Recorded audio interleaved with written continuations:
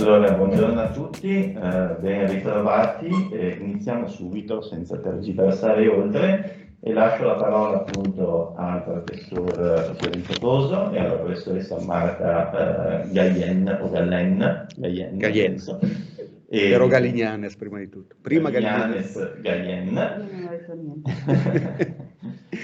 Che appunto ci parlano dei documenti del genovese, della varietà di contatti ispano-liguri nell'area rio-platense. Quindi lascio subito la parola. Prego. Grazie. Allora, questa è la sintesi di una ricerca più ampia che stiamo facendo. Io mi limiterò essenzialmente a qualche inquadramento di carattere storico e poi lascerò alla collega la presentazione di alcuni testi rilevanti di questa tradizione, chiamiamola così letteraria o metaletteraria, tra genovese e varietà di contatto ispano-genovesi dell'Argentina. Una sintesi ancora attuale dello stato delle ricerche in merito alla storia e alla vitalità delle varietà italo-romanze importate in America è offerta da un capitolo a più mani dell'opera enciclopedica I dialetti italiani, edita da Uter nel 2002. I contributi che lo compongono ricostruiscono le tappe del trapianto in America tra 800 e 900 di alcune di queste parlate e sottolineano gli aspetti socioculturali di un'emigrazione costituita soprattutto ancora da dialettofoni. Emerge in particolare la distinzione fra gli immigrati che individualmente o per gruppi familiari si distribuirono nei vari paesi senza un programma preciso di insediamento e quelli che costituirono invece comunità omogenee, caratterizzate in diversi casi dal mantenimento delle consuetudini linguistiche originarie. La distinzione riflette le propensioni di gruppi regionali, il cui insediamento è inoltre variamente collocato nel tempo. L'immigrazione italiana in America Latina non presenta solo differenze in base alle aree di radicamento, ma anche a quelle d'origine. Da esse i coloni si spostarono in fasi diverse e in base a istanze, aspettative e ambizioni differenti, spesso come portatori di specializzazioni economiche che condizionarono i loro progetti di integrazione nel contesto di accoglienza.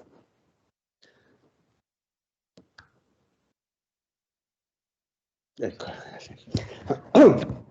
La prima fase dell'immigrazione italiana in America meridionale, già prima dell'Ottocento, si caratterizzò per un'importante presenza commerciale e finanziaria genovese.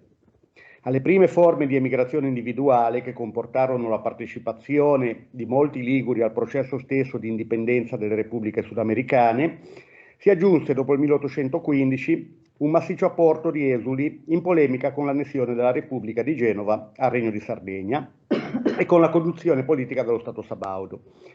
Essi andarono a integrarsi in un ceto mercantile destinato a giocare un ruolo determinante nello sviluppo economico e commerciale, soprattutto dei paesi del Plata.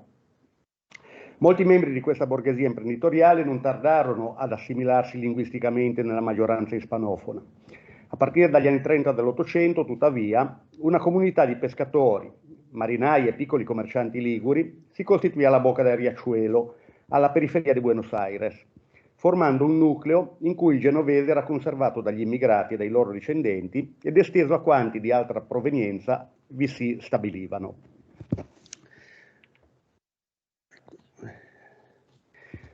Tra i primi riferimenti vi è quello del console sabaudo Enrico Picollet d'Armillon, che sottolinea nel 1836 la netta distanza politico-culturale dei genovesi della Boca dall'autorità regia. Dice: esiste a Buenos Aires una società di genovesi determinati a contrariare la volontà del governo del re. Per dare a vostra eccellenza un'idea della popolazione genovese che risiede a Buenos Aires, mi sarà sufficiente dire che tra più di 5.000 individui, ripeto siamo nel 1836, che la compongono, sarà difficile trovare un cancelliere per il consolato. All'eccezione di un piccolo numero, tutti sono marinai disertori o uomini che le loro opinioni politiche hanno allontanato dagli stati di Sua Maestà. Altre relazioni consolari dell'epoca, ci informa Fernando Devoto, contengono riferimenti a, cito, quei genovesi che mostrano una totale indifferenza nei confronti dell'agente consolare e la loro ostilità nei confronti di Casa Savoia. In termini linguistici, questo atteggiamento si risolveva addirittura nel fatto che, cito, Rivedendo i protocolli notarili, il console era costretto a sottolineare che il loro contenuto doveva essere tradotto in lingua genovese per essere inteso dai presenti. Un'altra tra le più antiche attestazioni dell'uso del genovese alla bocca, del viceconsole Sabaudo Belloc, risale al 10 febbraio 1851. Chi fosse trasportato al suburbio di Buenos Aires denominato Boca avrebbe visto una piccola città di 2000 anime, esclusivamente popolata di liguri, e si sarebbe illuso, udendo il genovese generalmente usatovi, di vivere sul litorale della solerte Liguria.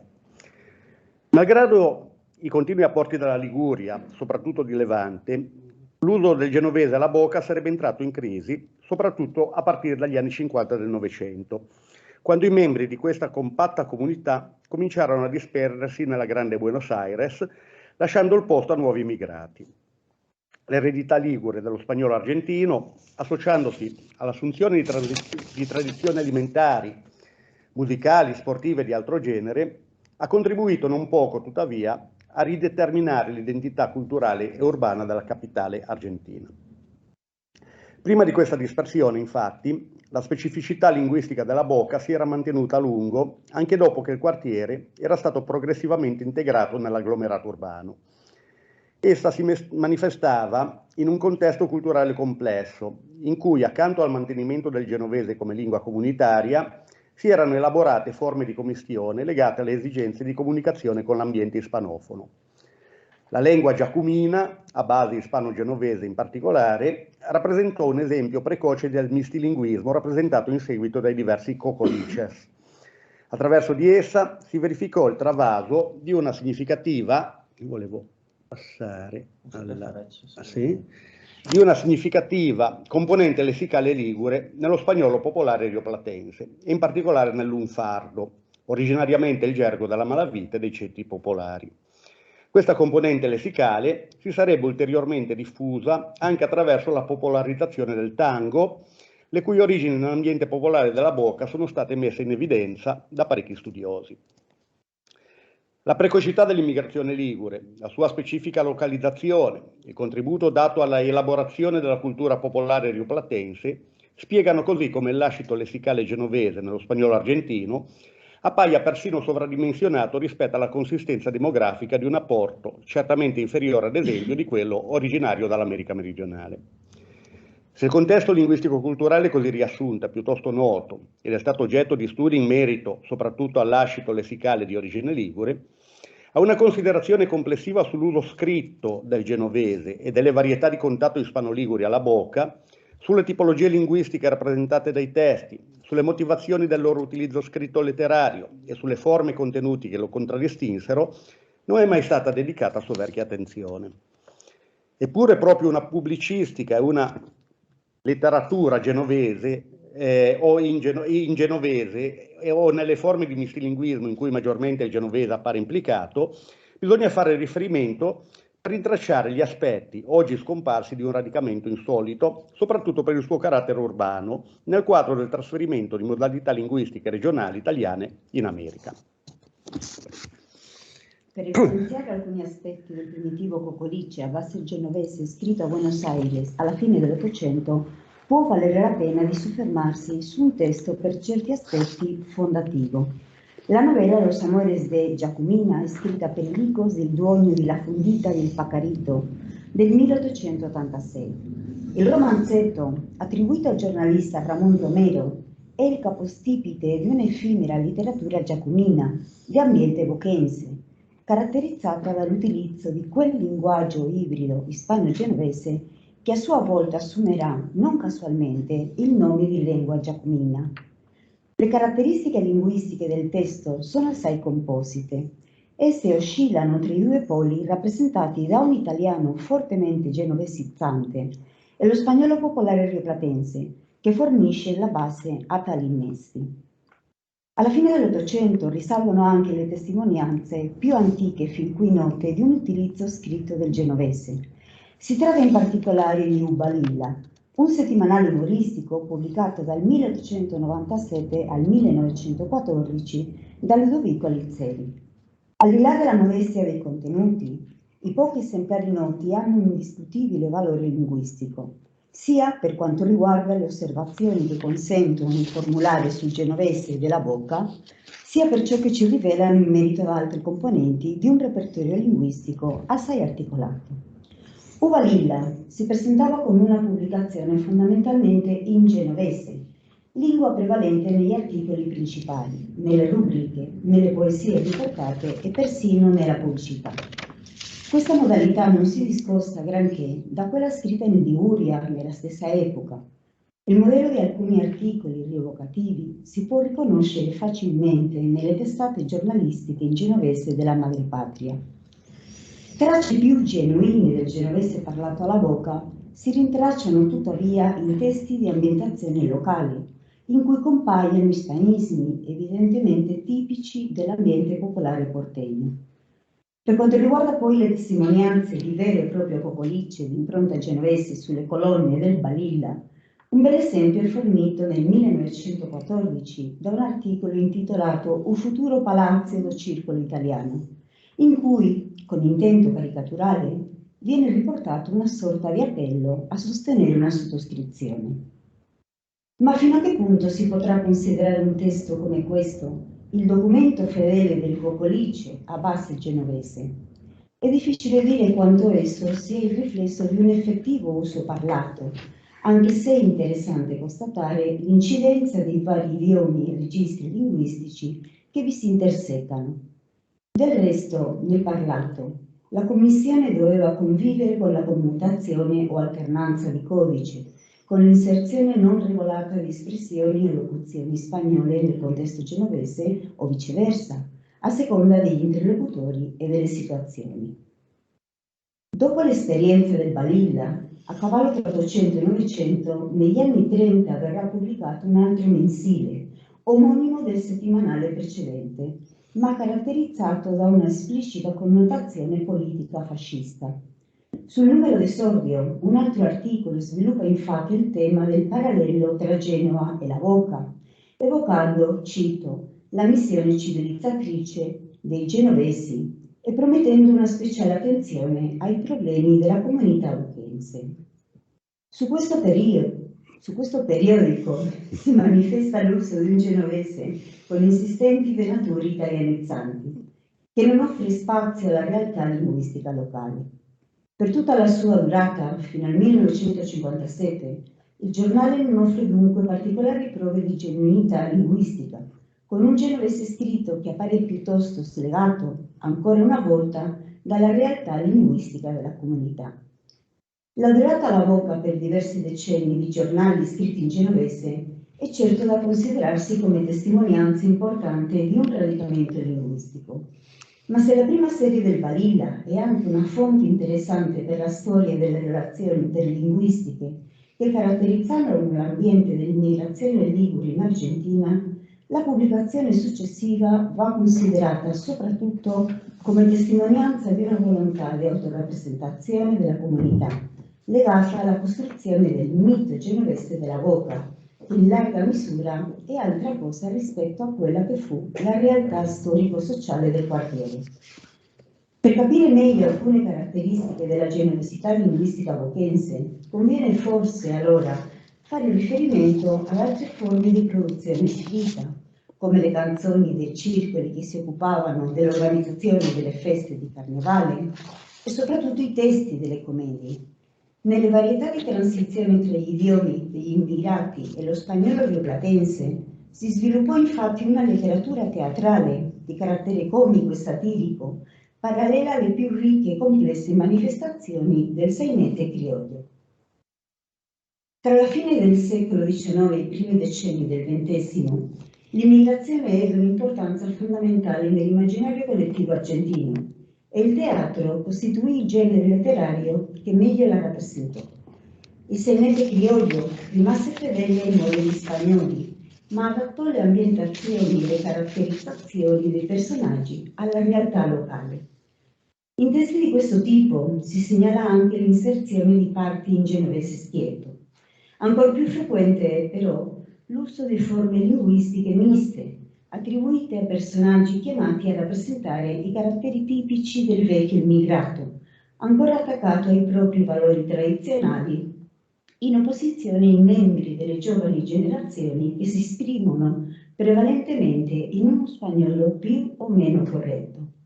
È il caso ad esempio di un testo dell'uruguayano Alberto Weisbach e dell'argentino Raúl Douglas, Los genoveses somos así, del 1922, una commedia destinata a conoscere anche negli anni successivi uno straordinario successo. La trama si sviluppa intorno al conflitto generazionale tra un anziano immigrato genovese, Beppo Bonini, e i suoi figli. A prezzo di grandi fatiche, Beppo ha raggiunto una discreta agiatezza, ma i figli non mostrano altrettanto attaccamento al lavoro. Dopo varie peripezie e grazie alla savaccia di Beppo, la famiglia si ricomporrà e ritornerà allo spirito e ai riti delle proprie origini. Si tratta per molti aspetti di un testo con caratteristiche peculiari nell'ambito del sainete.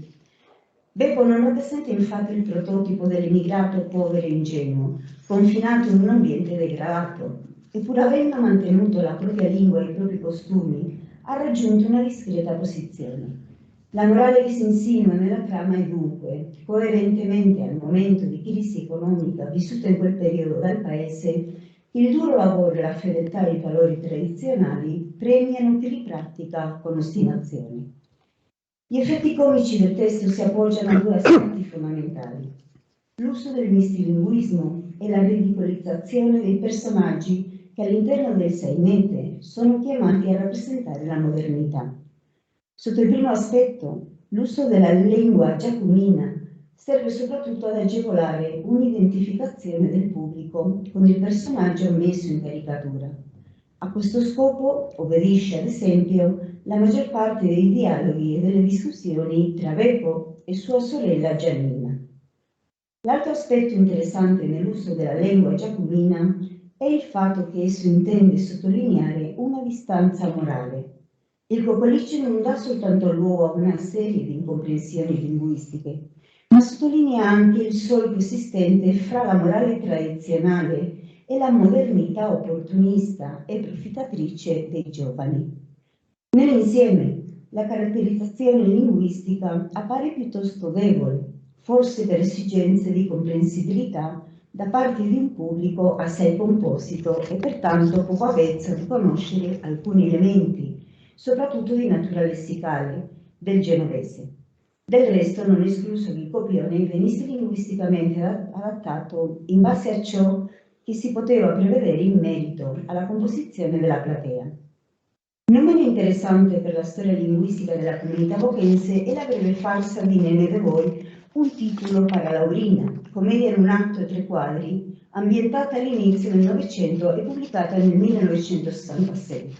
Il testo sviluppa una trama piuttosto scontata, presentando le ambizioni di 2 genitori riguardo al futuro della figlia e gli amori di quest'ultima. E sono ancora una volta in scena personaggi che si esprimono prevalentemente nello spagnolo degli immigrati genovesi, con tutte le caratteristiche tratte dalla varietà popolare bonaerense e quelle della pronuncia dello spagnolo in bocca italiana. Accanto a questa caratterizzazione, tuttavia, alcuni caratteri inseriscono nelle loro battute parole con maggior frequenza, frasi e locuzioni in genovese schietto. Così, mentre la figlia Laurina, come sottolinea la lista degli interpreti, habla correttamente spagnolo, i 2 anziani coniugi, Marinini e Pepin, nativi rispettivamente di Genova e di Savona, parlano con marcato accento de gringo, introducendo nel discorso palabras y modismos genoveses. È difficile dire fino a che punto 2 immigrati nati in Liguria parlassero davvero spagnolo in famiglia, per quanto si tratti di uno spagnolo fortemente aggringato e infarcito di argentinismi, ad esempio, come nel testo precedente, nell'insistito ricorso al voseo. Ma se si fa astrazione da questo dettaglio, l'opera sembra riprodurre con una certa verosimiglianza l'incrocio di lingue che si doveva effettivamente ascoltare alla bocca, i passaggi da un idioma all'altro legati alla situazione, allo stato emotivo, agli interlocutori. Concludo. Questa serie di esempi, tratti da fonti diverse per epoca di composizione, per genere, per intendimenti e per destinazione di pubblico, consente di trarre alcune considerazioni generali in merito alla presenza del genovese alla bocca, alla sua coesistenza con altri codici, alla elaborazione di varietà miste e più in generale alla storia linguistica della comunità. Emerge da un lato, come si è visto, la proposta insistente, coi testi accolti sui periodici, di una genovesità linguistica in certo qual modo ristrutturata e codificata, espressione di un processo di costruzione identitaria che, per quanto radicata in una realtà etnico-linguistica ben disposta ad accettarla, appare in ogni caso destinata a soddisfare esigenze non soltanto locali di rappresentazione dell'ambiente bochense, come una sorta di isola destinata a perpetuare il mito fondante della genovesità d'oltremare. Dall'altro lato, i testi delle canzoni carnevalesche, in maniera più diretta e spontanea, e quelli narrativi e teatrali attraverso una riproduzione anche parodistica degli usi linguistici locali, secondo la percezione di autori colti e fondamentalmente estranei alla comunità, rivelano una tipologia più articolata e complessa di genovesità, testimoniando anche il progressivo contrarsi dell'uso vivo del genovese bochense a favore delle forme di interlingua, prima fra tutte la lingua giacumina, che giocarono un ruolo fondamentale nel processo di ispanizzazione degli immigrati liguri. Grazie.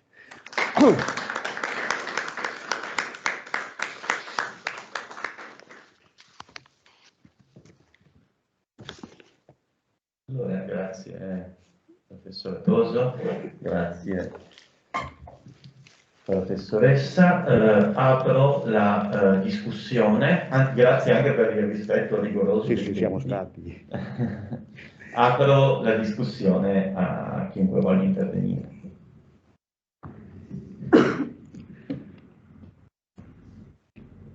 Grazie per questa bellissima panoramica sulla storia del quartiere legato ad una varietà di lingua.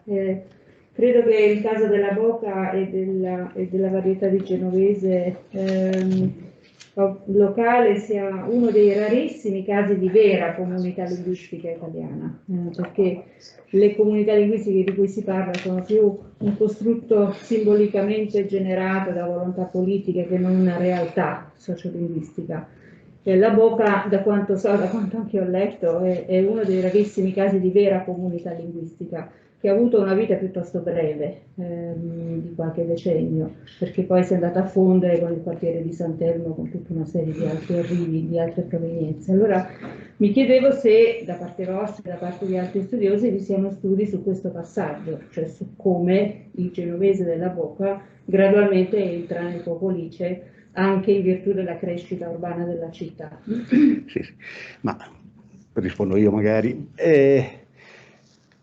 Abbiamo anche attraverso questi documenti una sorta di progressione verso l'ispanizzazione linguistica della comunità bochense, la quale, non dimentichiamolo, è essenzialmente una comunità che tende a essere caratterizzata da una specializzazione economica piuttosto precisa, quindi tende a costituirsi come gruppo sociale molto, molto compatto e ad avere ambizioni di integrazione. Non c'è l'idea del distacco. L'idea del distacco la promuoverà il fascismo. Il fascismo che utilizzerà il genovese per fare propaganda, è una cosa abbastanza insolita, no? In Italia il fascismo combatteva i dialetti e poi pubblicava giornali in genovese in Argentina, una situazione abbastanza curiosa. È evidente che la progressione economica implicava la progressione linguistica verso lo spagnolo. Nel giro di alcune generazioni, non dimentichiamo comunque che appunto le prime tracce di una presenza linguistica genovese stabile sono del 1830 e le ultime testimonianze dell'uso parlato del genovese sono del 1950-55, quindi insomma un periodo tutto sommato piuttosto interessante. Le tappe intermedie sono quelle del Cocolice, del travaso lessicale nel lunfardo e poi progressivamente nella definitiva ispanizzazione. Ma a mano che questi genovesi andavano a stare nei quartieri alti di Buenos Aires, ovviamente si perdeva questa identità. Un'identità che oggi è molto manifestata, no? A Buenos Aires la Boca è ancora il cuore pulsante di questa identità genovese, eccetera, eccetera, dove però abitano essenzialmente immigrati di nuovo arrivo, fondamentalmente italiani meridionali, ormai a loro volta ispanizzati e così via. Però c'è tutta una mistica, no? Una mistica identitaria della genovesità della Boca che si manifesta anche attraverso questi testi che abbiamo raccolto e che speriamo di incrementare ancora con altri ritrovamenti, insomma. Grazie, ci sono altre domande?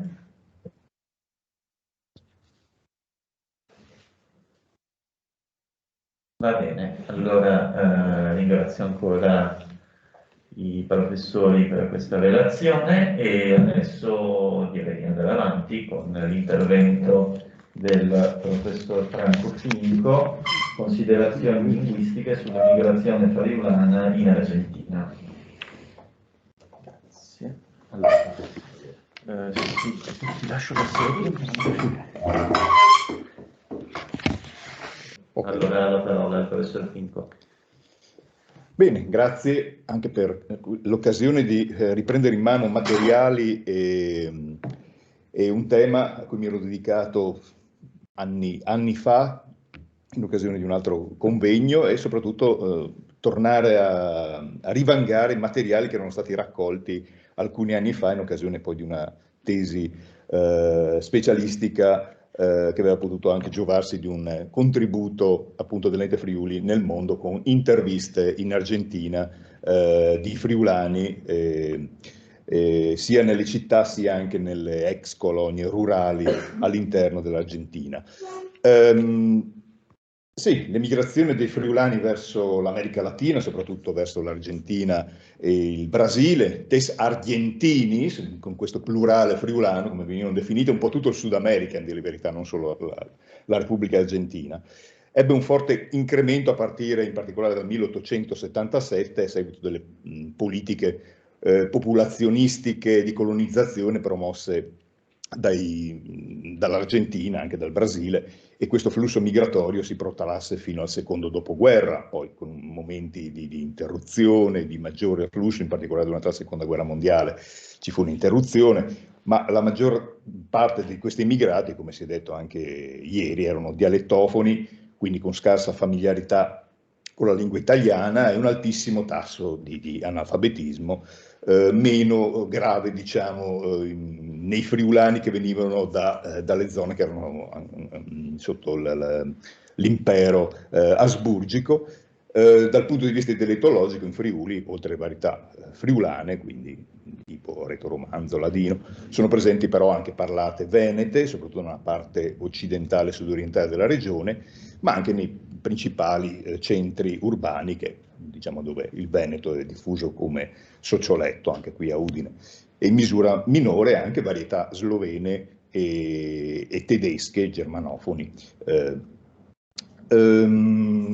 Sì, in America Latina i dialetti parlati dagli immigrati friulani, qui mostro un brano ben noto a chi si occupa di queste tematiche, entrano in contatto naturalmente con le lingue dei paesi ospitanti, spagnolo, portoghese per il Brasile, ma anche con varietà creole presenti in loco, con le lingue e i dialetti di immigrati da altre regioni italiane, da altri paesi europei, Germania, Irlanda, Scozia, Polonia, eccetera, e in qualche caso anche con gli idiomi indigeni, in particolare questo succede nelle prime colonie di frontiera, ci sono molti reportage, diciamo, in particolare dalla colonia di Resistencia, con contatti con la popolazione quechua, e, in qualche caso, soprattutto diciamo, nelle prime fasi appunto di questa colonizzazione. E quindi si verificavano, similmente a quanto abbiamo sentito dalla relazione precedente, situazioni di forte mescolanza linguistica, in cui poi, diciamo, viene ad assumere anche l'italiano popolare, regionale, un ruolo, impiegato forse più frequentemente all'estero che nel paese natio, proprio per l'esigenza di comunicare, di scrivere lettere, di relazionarsi con il paese di provenienza, con i parenti e gli amici. Una delle prime testimonianze, appunto, che molti conoscono è proprio questo reportage, diciamo, che Edmondo De Amicis fa di un viaggio effettuato su una nave diretta in Argentina nel 1884 e che riporto nel brano in cui lui diciamo, dà una rappresentazione, una descrizione, non lo leggo, ma insomma potete vederlo da voi, di che tipo di linguaggio e che tipo di situazione linguistica mista potevano trovare. Lingue e dialetti. La vicenda dei dialetti parlati appunto da questi immigrati friulani fu diversa a seconda delle condizioni sociolinguistiche presenti nelle aree di insediamento, laddove la dispersione degli immigrati e l'immersione in contesti linguistici complessi non comportò la drastica riduzione d'uso del proprio dialetto, soprattutto nella trasmissione alle generazioni successive, e poi il suo progressivo abbandono, si verificarono, come detto, interessanti fenomeni di contatto.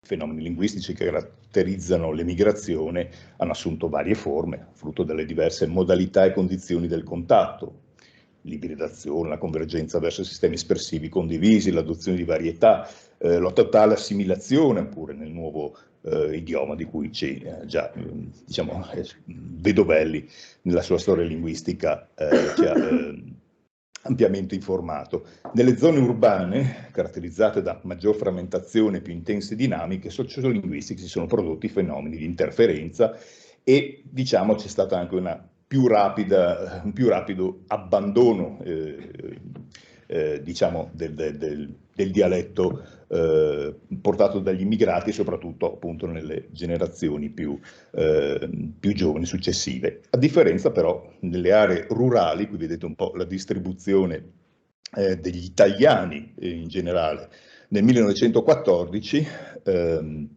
secondo appunto un censo effettuato in Argentina, dicevo, nelle aree rurali c'è una maggiore conservazione rispetto invece alle città, Buenos Aires, Montevideo, Cordoba, Rosario, Mendoza, Santa Fe, e quindi diciamo il contatto e l'acquisizione dello spagnolo diciamo, avviene in maniera più rapida anche tra gli stessi friulanofoni. Generalmente l'immigrazione friulana, stando ai dati diciamo dei flussi migratori, è più recente rispetto a quelle delle zone rurali, che appunto dipendevano da quelle politiche che i governi di Argentina e di Brasile avevano effettuato alla fine dell'Ottocento e fino alla Prima Guerra Mondiale. E in queste situazioni, cioè di queste colonie molte volte diciamo molto lontane da altri centri, c'è stato in alcuni casi una maggior tenuta e una trasmissione ininterrotta, almeno fino diciamo alla diciamo, seconda metà del secolo scorso, dei dialetti, soprattutto quando queste comunità erano maggiormente coese, più diciamo, avevano una stessa origine, o comunque la maggioranza degli immigrati provenivano da una stessa zona. Le colonie rurali, appunto, come dicevo, qui vedete uno sviluppo, diciamo, della rete stradale e della diffusione delle colonie e i relativi collegamenti proprio nel periodo, diciamo, di maggior intensità di creazione, appunto, di questa colonizzazione dell'interno. In queste colonie fondate prima della Grande Guerra, il ruolo dell'italiano fu tutto sommato marginale, però comunque presente, se non altro diciamo, nella necessità di comunicare con la madrepatria, con i paesi di origine, mentre furono molto più protagonisti, almeno in questa fase, i dialetti trasmessi alle nuove generazioni. In comunità popolate da gruppi di immigrati di diversa provenienza, ma ciascuno presente in numero consistente, i diversi dialetti strutturalmente simili sono potuti convivere o più frequentemente si è verificata la prevalenza di una varietà sulle altre, per ragioni che possono essere quantitative, qualitative, di maggior prestigio, oppure perché più diffuso in questa comunità, e quindi è prevalso un dialetto, una koiné, sorta di koiné, di lingua veicolare, parlato dalla maggioranza dei coloni, Ieri abbiamo sentito parlare dei trentini, dei tirolesi che adottano il Talian, qualcosa di simile è successo anche per i friulani che adottano a loro volta il Talian, soprattutto in Brasile, oppure una forma di veneto considerata tutto sommato sociolinguisticamente più elevata e comunque una lingua che già in madrepatria in qualche maniera era patrimonio soprattutto nella comunicazione, diciamo, sovralocale. Scusa, ti interrompiamo un attimo perché non scorrono le immagini da casa. Dicono. Secondo me è perché dobbiamo condividere la presentazione. Sì, prima ha funzionato. Ok. Quindi dobbiamo fare così e condividere la modalità di presentazione. Esatto. Che dovrebbe essere presentazione. Chiediamo conferma se si spostano le immagini. Adesso non riesco più a... Devo spostare un'immagine però. Adesso. Sì. Ok. Sì. Allora, dicevamo delle colonie rurali, qual è la situazione oggi? Sia in Argentina, ma anche in Brasile in certa misura, ma soprattutto in Argentina, esistono centri abitati che erano già insediamenti coloniali, risalenti appunto a quest'epoca, dove l'uso del friulano è tutto sommato ancora vivo, sebbene diciamo sempre meno, dove la trasmissione intergenerazionale negli ultimi 40 anni, diciamo, si è ridotta drasticamente. Meglio conosciuti, meglio documentati sono i casi di Avellaneda, fondata nel 1879 nella provincia di Santa Fe, di Colonia Carolla, fondata nel 1878 con coloni provenienti la maggior parte dalla zona del Gemonese, anche da altre parti del Friuli, ma soprattutto massicciamente da quella zona tra Osoppo e Gemona, nella provincia di Cordoba. E della colonia, anzi una filiazione di Colonia Carolla, della colonia Vicente Agüero, che però in friulano è chiamata San Durì, cioè Santo Dorico in friulano, che è stata fondata nel 1910. Altre colonie, diciamo, come Resistencia, come Villa Libertad e altre, diciamo, erano meno compattamente friulane. Nel caso invece di queste colonie, il numero di friulani, fin dai primi arrivi, è sempre stato ampiamente maggioritario, al punto che diciamo, il friulano è entrato come lingua veicolare anche per coloni che provenivano per esempio dalle province di Belluno e di Treviso. E fu anche un punto di attrazione negli anni 60 e 70 anche per friulani che venivano però da altre città, da altre regioni dell'Argentina. Quindi un'immigrazione interna friulana che andava però a Colonia Carolla, che è un grosso centro di produzione agricola, ma soprattutto vitivinicola, e che quindi ha avuto una stagione di prosperità che ha attratto appunto altri persone non solo dal Friuli ma anche dalla stessa Argentina. C'è da dire che oltre alle difficoltà di inserimento nei nuovi paesi, gli immigrati ebbero a subire anche situazioni di stigmatizzazione e a volte anche di repressione vera e propria a causa dei loro usi linguistici. È noto il caso in Brasile della dittatura di Getúlio Vargas, che su pressione dei paesi alleati nel 1942 il Brasile dichiarò guerra all'Italia e conseguentemente vietò l'uso della lingua italiana e con esso anche dai dialetti parlati dagli immigrati.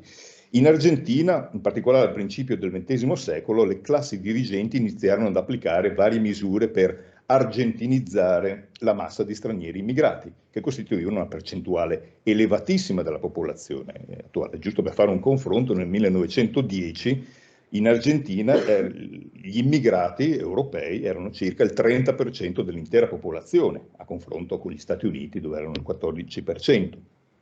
Quindi diciamo, diventava una sorta di problema di, tra virgolette, omogenizzazione del paese su base, diciamo, nazionalistica. e tra l'altro venivano caricati anche o accusati di essere responsabili dell'aumento della conflittualità sociale, soprattutto nelle aree urbane, ma anche poi nelle colonie, in particolare nelle rivendicazioni di migliori condizioni di lavoro.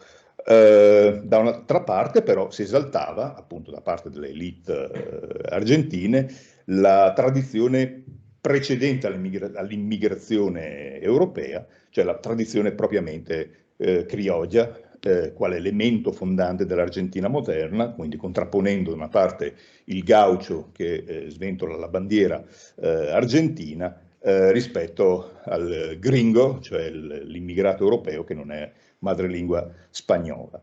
E quindi ci sono varie testimonianze, tra l'altro raccolte anche in occasione di questa della tesi di laurea con le interviste di friulani abitanti in Argentina, di discriminazione vera e propria, soprattutto a scuola, nei confronti dell'uso del friulano, così come di altri dialetti italiani.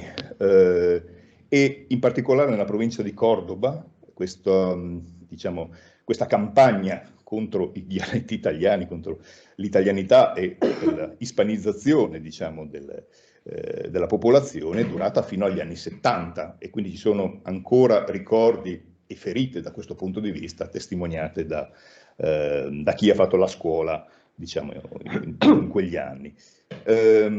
Quali erano le motivazioni? Erano simili a quelle che De Mauro ci ha illustrato bene, insomma, usare il friulano equivaleva a restare legati al passato, caratterizzato da miseria, arretratezza, mentre si sarebbe dovuto guardare a un radioso futuro con la lingua ufficiale dello Stato, e quindi a ben vedere sono le stesse motivazioni che anche nella scuola italiana venivano diciamo addotte per limitare l'uso del dialetto. E quindi questo marchio negativo, los gringos, produce spesso anche un blocco della trasmissione alle generazioni successive, soprattutto negli ambiti urbani, e di questo ci danno ampia documentazione Soldatelli, Oliboni, Vitalina Frosi per il Brasile. Ciò nonostante, l'uso vivo del friulano, in particolare a Colonia Carogia, qui vediamo i primissimi immigrati friulani, hanno mantenuto a lungo un'importanza nella vita sociale della comunità, tanto che molte persone di origini anche non friulane, come dicevo, veneti, lombardi, trentini, e di madrelingua spagnola, perché comunque Colonia Carogia nel momento di maggior sviluppo è stato un polo di attrazione anche da altre aree dell'Argentina. Quindi si è formata una sorta di coinè friulana carogiense, che è il risultato dell'omologazione delle diverse varietà friulane parlate dagli immigrati e così come di altri dialetti italiani, tra l'altro anche con qualche immigrato da altri paesi europei, e quindi su base friulano di tipo gemonese si è diffusa questo uso del friulano carogense.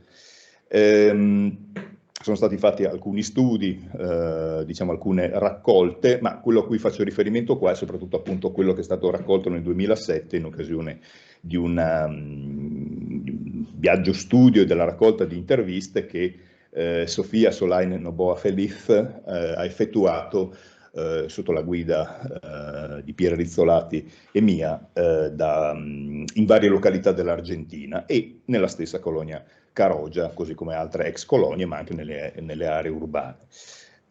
Naturalmente il friulano parlato da questi intervistati appare fortemente influenzato dallo spagnolo, come è lecito attendersi, ma a tutti i livelli dell'analisi linguistica. Sono molto vistosi i frequenti intercalari e segnali discorsivi spagnoli che costellano il discorso, che è ancora tutto friulano, ma diciamo compaiono también bueno, inclusive, per lo meno, por lo tanto, anche l'intonazione, diciamo, non so se avrò modo di farvi sentire un piccolo brano di una di queste interviste, è fortemente influenzato, ma naturalmente i prestiti linguistici costituiscono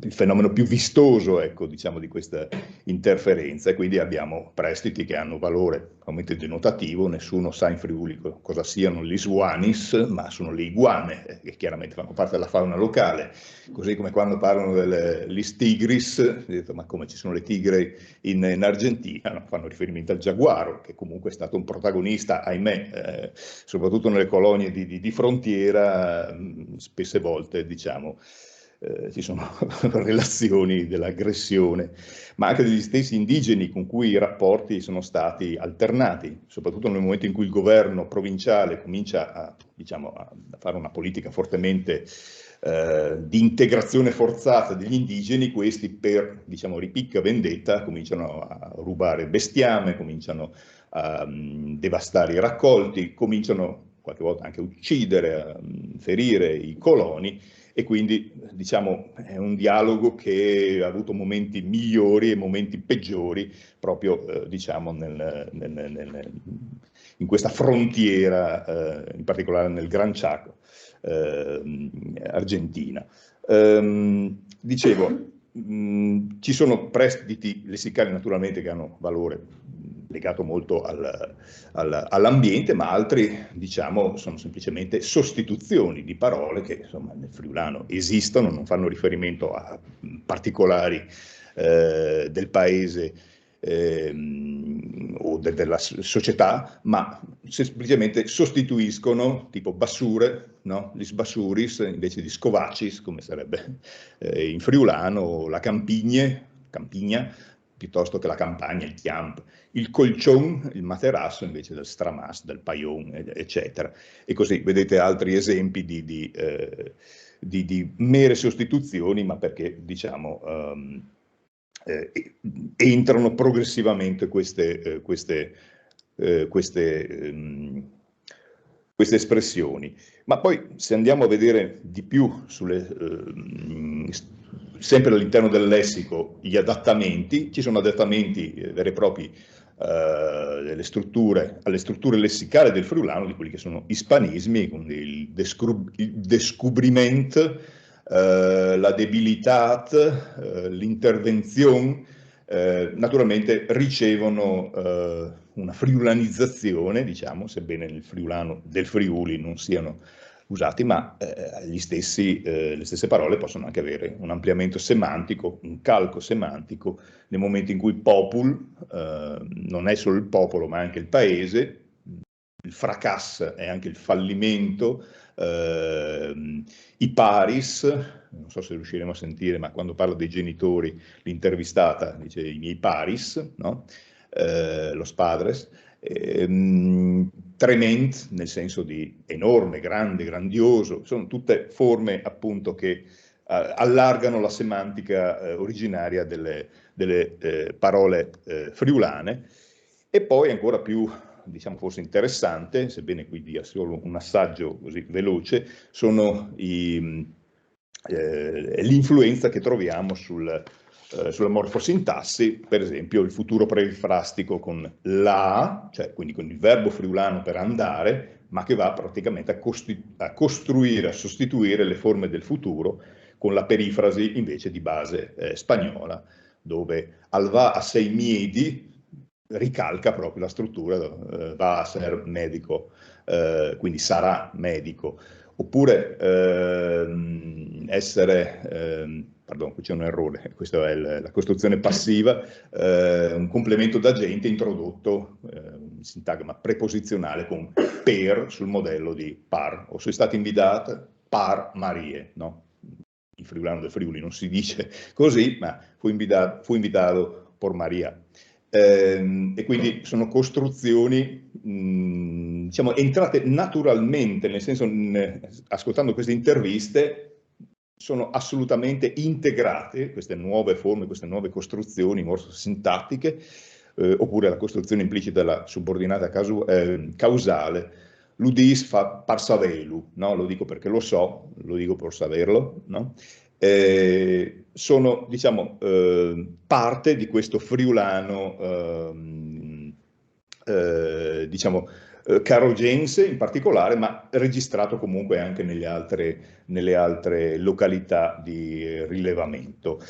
Salto un discorso sui friulani rientrati in Friuli e sugli argentini, anzi sugli immigrati friulani o diciamo delle nuove generazioni che tra il 1989 e il 1994 sono rientrati in Friuli a seguito della crisi in Argentina, uno dei tanti saqueos, diciamo, di cui è costellata la storia moderna dell'Argentina, e che rientrano in un Friuli che in quel momento era più ricco, diciamo, dell'Argentina, e che quindi formano delle società, piccole società argentine, in particolare a Maiano, ce n'è anche una a Udine, in cui questi friulani, che hanno tutta la vita conservato l'uso del friulano, portano un friulano strano, diciamo, nel Friuli. Un friulano arcaizzante da una parte, cioè quello parlato ancora dagli antenati che nell'Ottocento e primi del Novecento sono andati in Argentina, ma soprattutto infarcito di ispanismi del tipo che abbiamo visto. Non so se c'è il tempo per ascoltare qualcosa.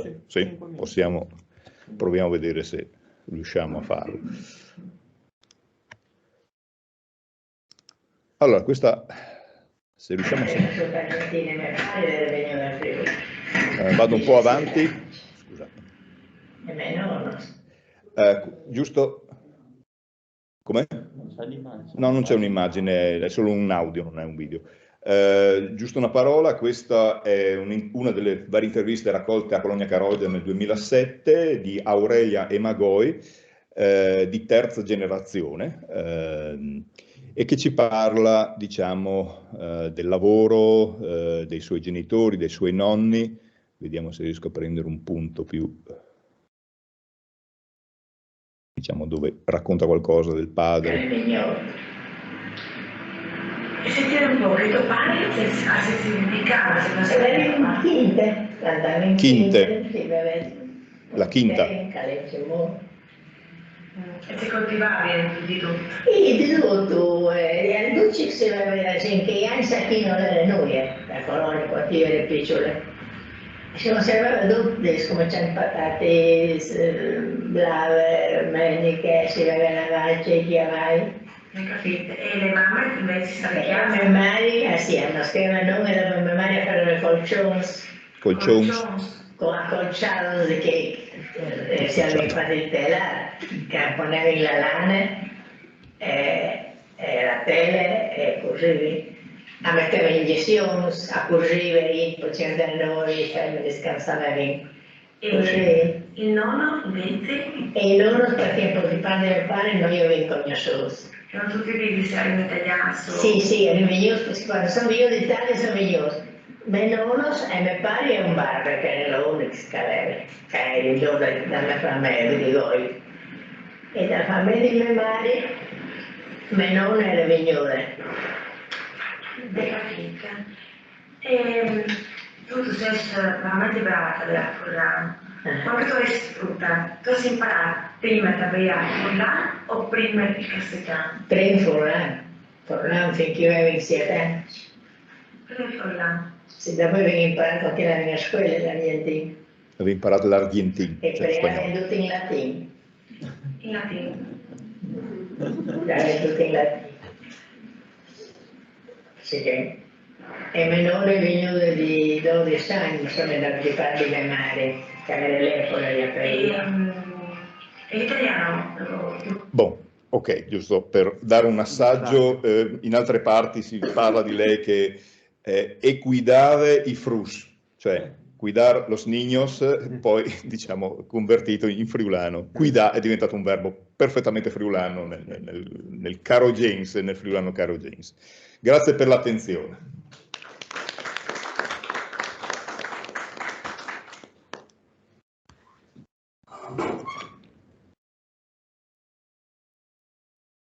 Devo scollegare qui. No, poi possiamo rimanere così per adesso. E allora grazie al professor Finco e apro appunto la discussione. Patrizia? Sì, se posso, molto rapidamente. riprendo la domanda che è rimasta sospesa. E l'italiano? Ok, l'italiano diciamo dipende, aree urbane o aree rurali o che tipo di ex colonia, per esempio nel caso di Avellaneda, Vicente Agüero e soprattutto Colonia Carogia, l'italiano c'è stato fin dai primi momenti perché Colonia Carogia era, prima di essere una vera e propria colonia, era una dipendenza dei Gesuiti, c'è ancora una stanzia dei Gesuiti là, e in pratica sono arrivati anche subito dei sacerdoti che hanno fatto scuola, non proprio nei primissimi anni, ma insomma 10 anni dopo, 12 anni dopo è cominciata anche una istruzione in italiano, anche in spagnolo, diciamo però soprattutto in italiano, perché comunque la colonia era molto compatta, molto coesa da questo punto di vista linguistico. In altri casi di colonie molto più, diciamo, miste per origine, invece lo spagnolo si impone prima. Così anche nelle città l'italiano in qualche maniera, organizzato anche da sacerdoti, da insegnanti, diventa diciamo, una lingua di riferimento e quindi il friulano, quelli che sono stati intervistati che parlano friulano in realtà sono nelle città, quindi Cordoba, Santa Fe, Buenos Aires, erano di massimo seconda generazione. Molti di loro invece erano proprio immigrati, quindi la conservazione era un fatto proprio biografico recente, mentre quelli di più antica ormai avevano completamente perso, sono completamente ispanizzati. Ma era importante comunque anche per i carogenses che diciamo tuttavia parlavano friulano tra di loro ed era la lingua veicolare della comunità, possedere anche la nozione di, non ho avuto modo di mostrarvi dei testi, italiano popolare di semicolti pieno, dove accanto a friulanismi ci sono ispanismi, e però la necessità di comunicare con la madrepatria, con i parenti. Altra cosa che emerge è l'amarezza, soprattutto diciamo di quelli di quella generazione, la volontà comunque di tenere traccia con i propri parenti, ma in qualche maniera una sorta di pensare a quali erano le condizioni di partenza, estremamente misere. E qui c'è anche una differenza tra i tirolesi che sono venuti anche in queste colonie o i friulani di area asburgica, che avevano tuttavia condizioni migliori, erano state comunque arruolate dai vari agenti, ma non lasciavano un cattivo ricordo di sé.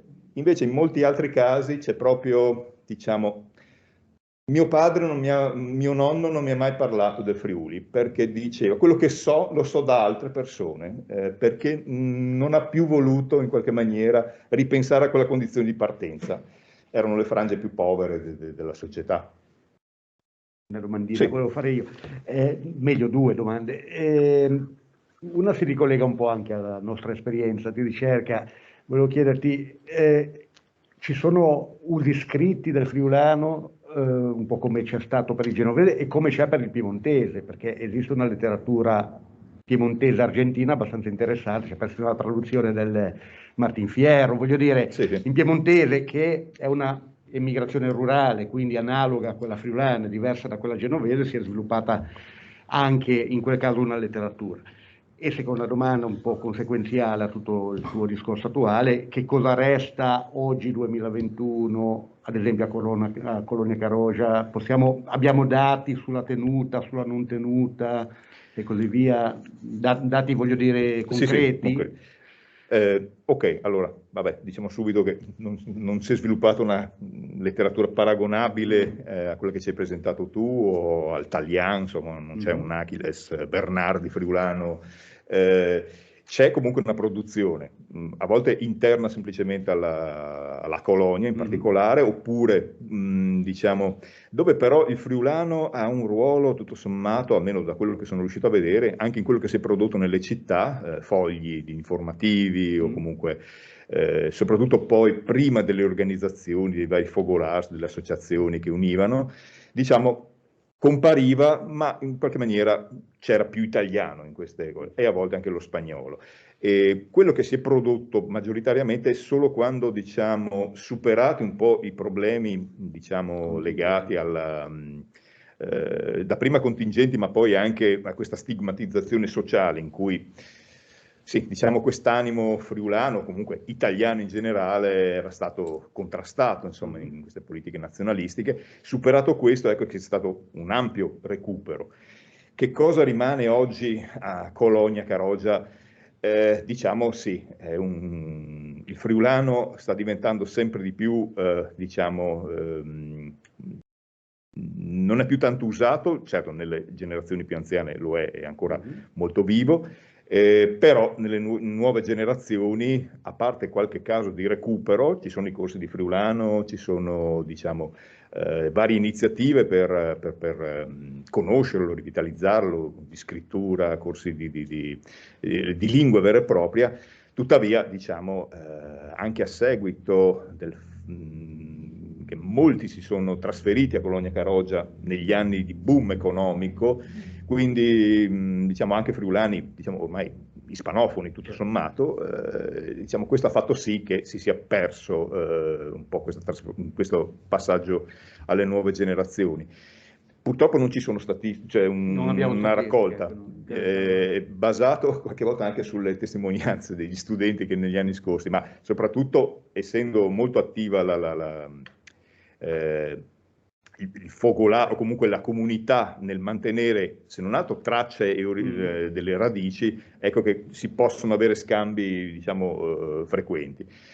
Quindi sì, diciamo, segue un po' il declino un po' generale, così come per l'italiano anche questo fatto emerge, insomma, nelle città, era come dicevo invece prima. Grazie. Posso fare una domanda da remoto? Ah, sì. Finiamo l'ultima domanda qui in presenza e poi le lasciamo spazio. Prego. Una domanda, intanto grazie per questo panorama, è molto interessante. Volevo suggerire anche di guardare le statistiche degli italiani dopo il 1914, certo, perché l'anno del Language Act negli Stati Uniti che spezza le catene migratorie dell'Africa, dell'America settentrionale e spinge italiani di altra provenienza regionale a colonizzare l'Argentina. Probabilmente c'è un dato significativo diverso negli anni successivi al 1914. No, volevo invece riflettere sui contenuti di questa varietà che poi lei ha definito di friulano. Io la chiamerei una lingua mista, è un caso molto interessante secondo me da studiare in quell'ottica, perché in realtà la composizione morfologica con la fissazione grammaticale spagnola sul lessico friulano è la classica caratteristica di una lingua mista. Quindi io studierei da quel punto di vista quelle varietà residue se ve ne sono. Però la mia domanda era un'altra, ovvero questa nuova vitalità di relazione con la regione Friuli e la collocazione di queste associazioni argentine, di origine argentina in Friuli, che danno probabilmente un flusso di comunicazione estremamente intenso in friulano verso queste famiglie di origine friulana. Non pensa che possa aver intensificato in loro l'interesse verso una lingua che a questo punto è la nuova varietà di friulano, cioè quella parlata oggi? Allora, sulla definizione di lingua mista non so se sono molto d'accordo, perché diciamo avendo ascoltato un grande numero di interviste, naturalmente la competenza non è così sviluppata o mantenuta come nel caso che abbiamo ascoltato. Ci sono altri casi dove effettivamente possiamo parlare di lingua mista, cioè nel senso addirittura c'è la sensazione che su una struttura proprio castigliana si siano inseriti degli elementi, dei frammenti di friulano. Questo c'è, sì, indubbiamente in diversi intervistati. In questi invece, io credo che invece siamo ancora in una fase dove la struttura soggiacente è ancora solidamente friulana, sebbene ci siano fenomeni morfosintattici, diciamo, di chiara impronta, di chiara origine spagnola, per il fatto che, diciamo, sono stati integrati e vengono a non sostituire in qualche caso, perché per esempio la costruzione del futuro alterna molte volte.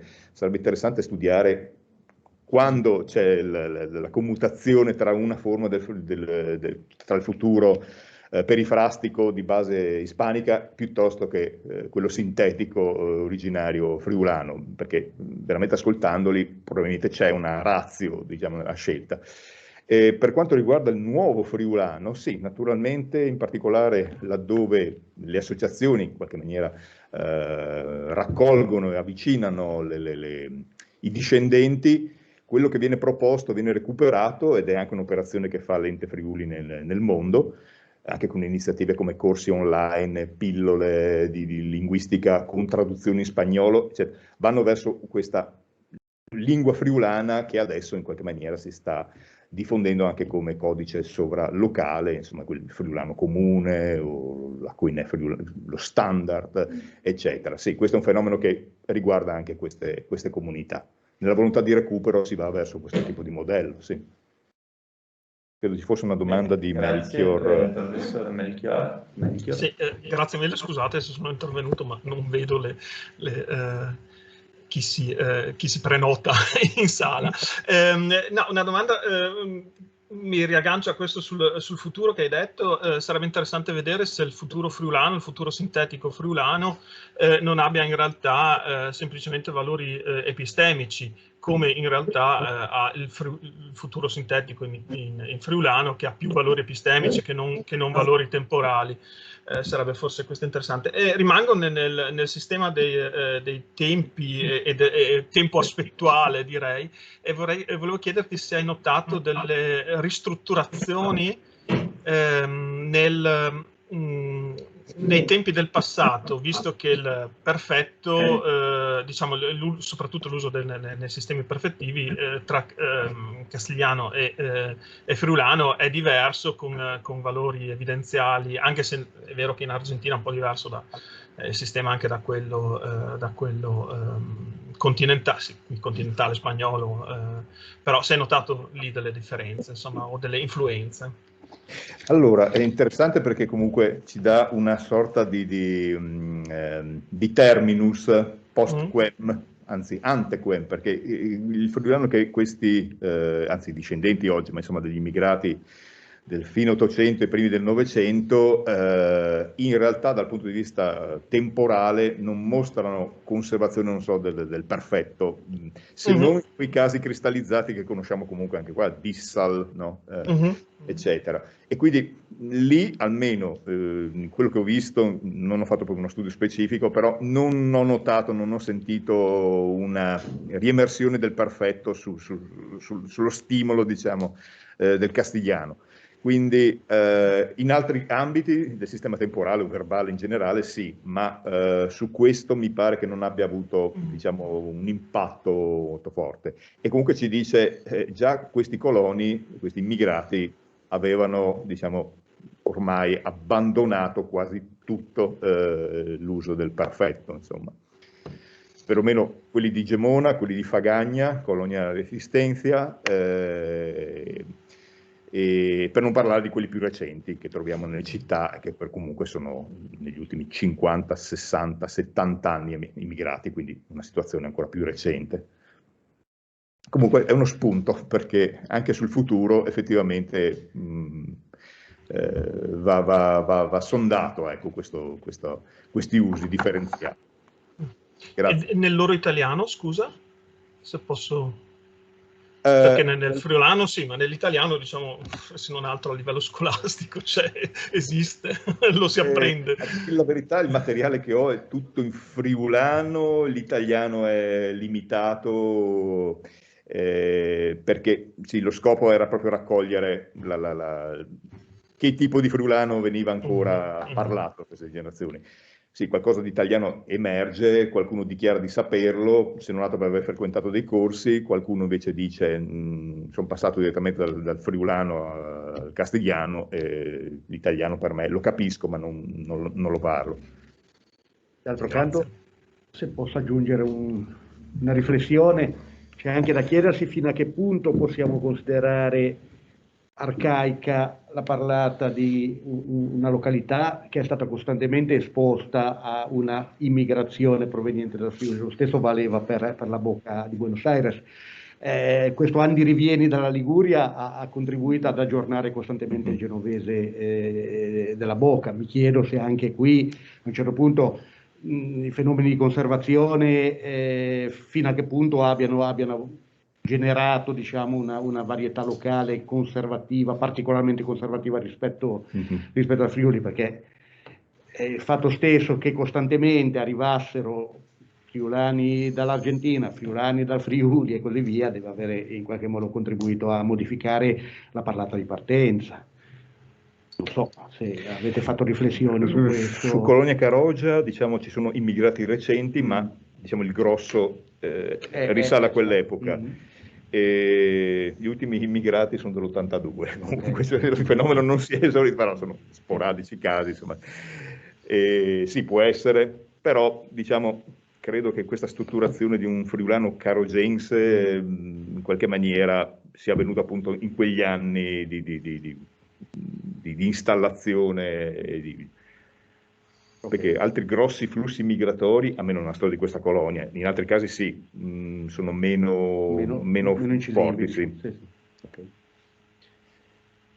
Va bene.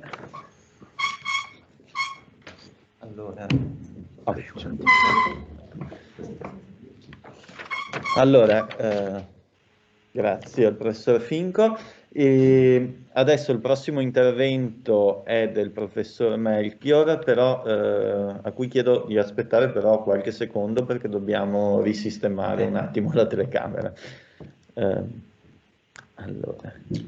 Posso far partire, se non altro, la presentazione? Posso condividerla? Sì, intanto volevo un attimo salutarti, Luca, buongiorno. Buongiorno. Se mi vedi, sono Raffaella. Sì, buongiorno, grazie mille anche di questa opportunità di partecipazione a distanza. Purtroppo le esigenze familiari rafforzate da una situazione Covid non sempre semplicissima, certo. Non mi hanno permesso purtroppo di essere di comune. Comunque ci sei, ti abbiamo fatto anche il cavaliere, se questo può consolarti. Benissimo, grazie mille, mi fa molto piacere. Quindi grazie, ti aspettiamo comunque a Udine al più presto. Molto volentieri. Allora ancora un attimo, Francesco, ci dai una mano un attimo, per favore, che forse qui. Come si fa ad aprire? Grande sta cosa. Ok. Chiudo condivisione, no? La condivisione è chiusa. Allora. No, allora chiudi PowerPoint e lui ti fa. Ah, ok. Chiudilo completamente. Ok. Ok, perfetto. Ok, perfetto. Allora siamo pronti. Lascio la parola al professor Melchior che può condividere appunto il suo PowerPoint, poi si arrangia lei, immagino, ad andare avanti e indietro con le slide, e appunto il tema è Language Related Major Life Events e spazi comunicativi, alcune considerazioni sui friulani di Baviera, quindi un tema che il professore conosce a menadito. Grazie mille, sì. Restiamo parliamo ancora di friulani, ma ci muoviamo sia territorialmente dalle Sargentinis, andiamo alle Germanis e ci spostiamo anche da un punto di vista temporale, perché è una immigrazione molto più recente, risalente al secondo dopoguerra, e anche come tipologie migratorie ne parlerò un attimo, ma assai brevemente più avanti. Come sarà strutturato l'intervento? Ci sarà una piccola introduzione alla tematica, poi seguiranno alcune considerazioni teoriche, in particolare sul concetto di spazi comunicativi, sui language related major life events o anche i major life events in se stessi, sulle biografie linguistiche, e poi vi saranno alcuni esempi di transizioni biografico-linguistiche come raccolte nei miei materiali, per giungere poi alle conclusioni. Ok, oggetto del mio intervento di oggi sono alcuni casi di studio da una ricerca, anche la mia, risalente ormai ad alcuni anni fa. I dati sono stati raccolti tra 2005 e 2007 e sono stati pubblicati poi in particolare in una monografia uscita nel 2009 e poi in parte direi più mirato a quanto dico oggi e anche se non sviluppato come oggi in Iliescu-Melchior 2015. Si tratta di una ricerca di tipo sociolinguistico su un campione di parlanti di origine friulana in Baviera, o meglio su un sottocampione di un campione più ampio, un sottocampione di 10 persone su un campione in realtà totale di 30 persone. L'attenzione è rivolta alla gestione delle risorse comunicative e sull'eventuale apprendimento di lingue in relazione a determinate vicende biografiche in contesto migratorio. La gestione delle risorse comunicative significa quali lingue vengono utilizzate e come vengono eventualmente riattivate o come vengono accantonate, per così dire, in seguito ad eventi biografici. La ricerca da cui sono tratti i dati presentati mirava alla ricostruzione dei cosiddetti spazi comunicativi secondo il modello proposto da Krefeld 2004. Si tratta dunque di indagare la spazialità dell'agire comunicativo e dunque linguistico in un'ottica secondo la quale lo spazio si forma nell'interazione con istanze preesistenti e con interlocutori e reti sociali concrete che vanno a plasmarne le caratteristiche. In tal senso lo spazio non è dunque predato, ma si costituisce nell'interazione, si può abitualizzare ma anche modificare in base a avvenimenti biografici che riguardano l'individuo e le sue reti. Fondamentali per la definizione di tali spazi sono dunque la dimensione spaziale del parlante, con le varietà del suo repertorio legate a un territorio, la sua mobilità da una parte, e le dimensioni spaziali della lingua, intesa nella sua territorialità, ovvero nella legittimazione dell'uso di una lingua storica in un determinato territorio da una parte, della realtà, cioè della presenza di varietà locali afferenti a tale lingua storica o dialettilizzate ad essa, in una specifica porzione del territorio dall'altra. Krefeld scrive, vi ho lasciato la citazione adesso che leggerò perché poi vi mostro lo schema e forse guardarlo sullo schema va meglio. Intergeber und für jede deskriptive Aufbereitung mit nachfolgender Auswertung unbedingt erforderlich ist jedoch die soziale und pragmatische Kontextualisierung dieser Sprecherdaten. Denn sie erschließt uns die Räumlichkeit des Sprechens. So spricht der Sprecher in konkreter Interaktion. Hier ist es üblich zwischen einem personalisierten kommunikativen Nahbereich, questo, einerseits und einem weithin anonymen kommunikativen Distanzbereich zu unterscheiden.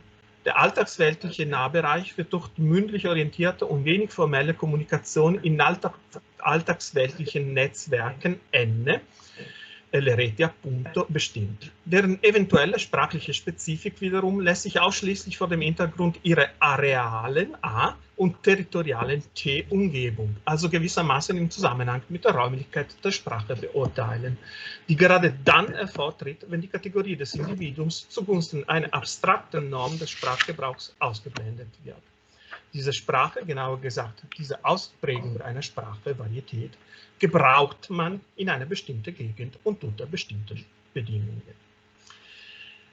Se il repertorio del parlante dunque e la sua mobilità sono fondamentali per descriverne lo spazio comunicativo, risulta evidente che questo è costituito da concreti usi in determinate reti comunicativo-sociali e dunque non immutabile, bensì suscettibile di modifiche in base a cambiamenti di queste. Tali cambiamenti sono a loro volta determinati da vicende biografiche del parlante, nel quale alcuni momenti rivestono una particolare importanza anche dal punto di vista della gestione del repertorio linguistico. La linguistica migratoria così intesa focalizza sul biographical context of the speaker in space and time, per citare nuovamente Krefeld 2017, quindi da dimensione biografica spaziale e temporale del parlante nella sua concreta individualità. Passo al secondo punto, language related major life events.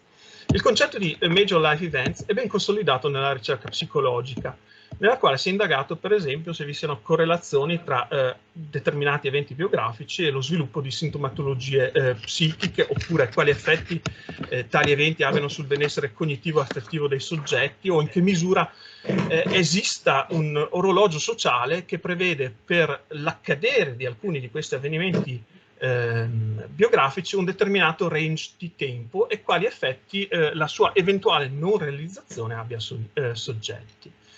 Recentemente Emerson e altri hanno accomunato tali eventi a transizioni che definiscono a life change that impacts a person's life deeply and involves reconstructing a valued identity, perché essi, per quanto individuali siano, comportano un social readjustment, cioè un riaggiustamento sociale, per così dire. Gli autori propongono una rivisitazione delle tassonomie esistenti di tali eventi biografici che comprende 121 eventi in 12 categorie. Si tratta sia di avvenimenti biografici che possono essere considerati critici o negativi, come per esempio la diagnosi di una grave malattia, un incidente stradale o difficoltà finanziarie, carcerazione, la morte di un parente, catastrofi naturali e via dicendo, sia invece positivi come l'inizio di un legame sentimentale, il matrimonio, l'ottenimento di un permesso di soggiorno permanente in situazioni di immigrazione, una promozione sul lavoro oppure un nuovo animale domestico, sia positivi o negativi, cioè neutri, quindi potenzialmente sia positivi che negativi, come sono la mobilità, compresa appunto l'immigrazione, il passaggio a una scuola di grado superiore, un cambiamento di responsabilità professionali o il pensionamento. Kralik, Visentin, Fallon 2006 sottolineano come tali transizioni, come tali eventi che possono essere considerati delle transizioni biografiche, comportano cambiamenti personali, di sviluppo relazionali, situazionali, societari e ambientali.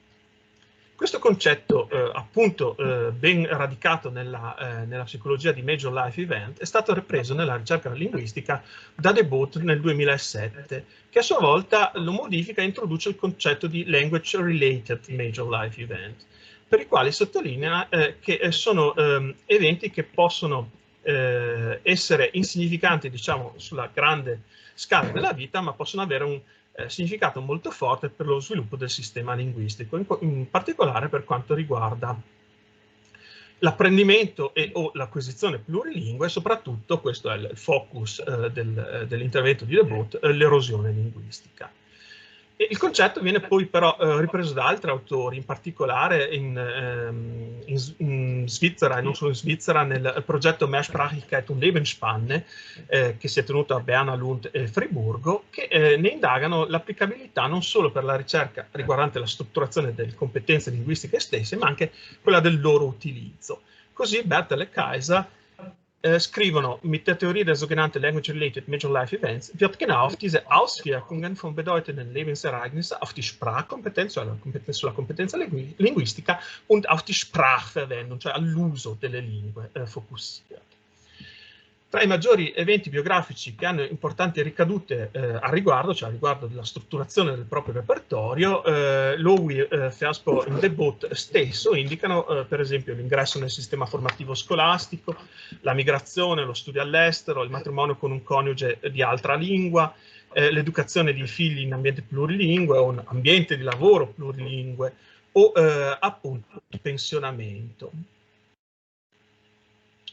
E questo è quello che voglio andare a indagare, cioè quali di questi eventi risultino importanti per la strutturazione del repertorio linguistico. Tuttavia la ricerca che qui presento non è stata fin dall'inizio esplicitamente impostata per indagare quali siano tali eventi, né come succede in altre ricerche, focalizzando su uno in particolare di essi, vedere quali eventi abbia su un campione più ampio di persone. Qui rimando per esempio allo studio di Krakenberger del 2015 sull'effetto del pensionamento per lo sviluppo dei propri repertori linguistici.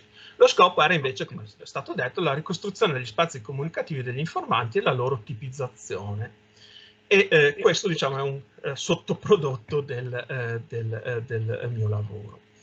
Per la raccolta dei dati si è scelto il metodo etnografico dell'intervista narrativa, sia pur non stricto sensu, perché erano in parte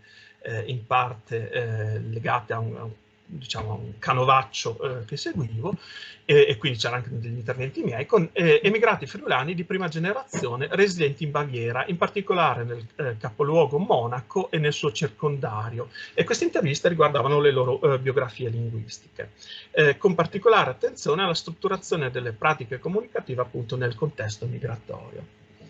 L'analisi ha permesso di individuare quali eventi della vita degli informanti vengano da essi spontaneamente messi in relazione nelle loro ricostruzioni biografiche con cambiamenti, spostamenti o aggiustamenti delle proprie risorse linguistiche e del loro peso nella gestione delle stesse per far fronte alla quotidianità comunicativa. E quindi giungo alla terza ultima parte di questa introduzione più teorica, cioè le biografie linguistiche.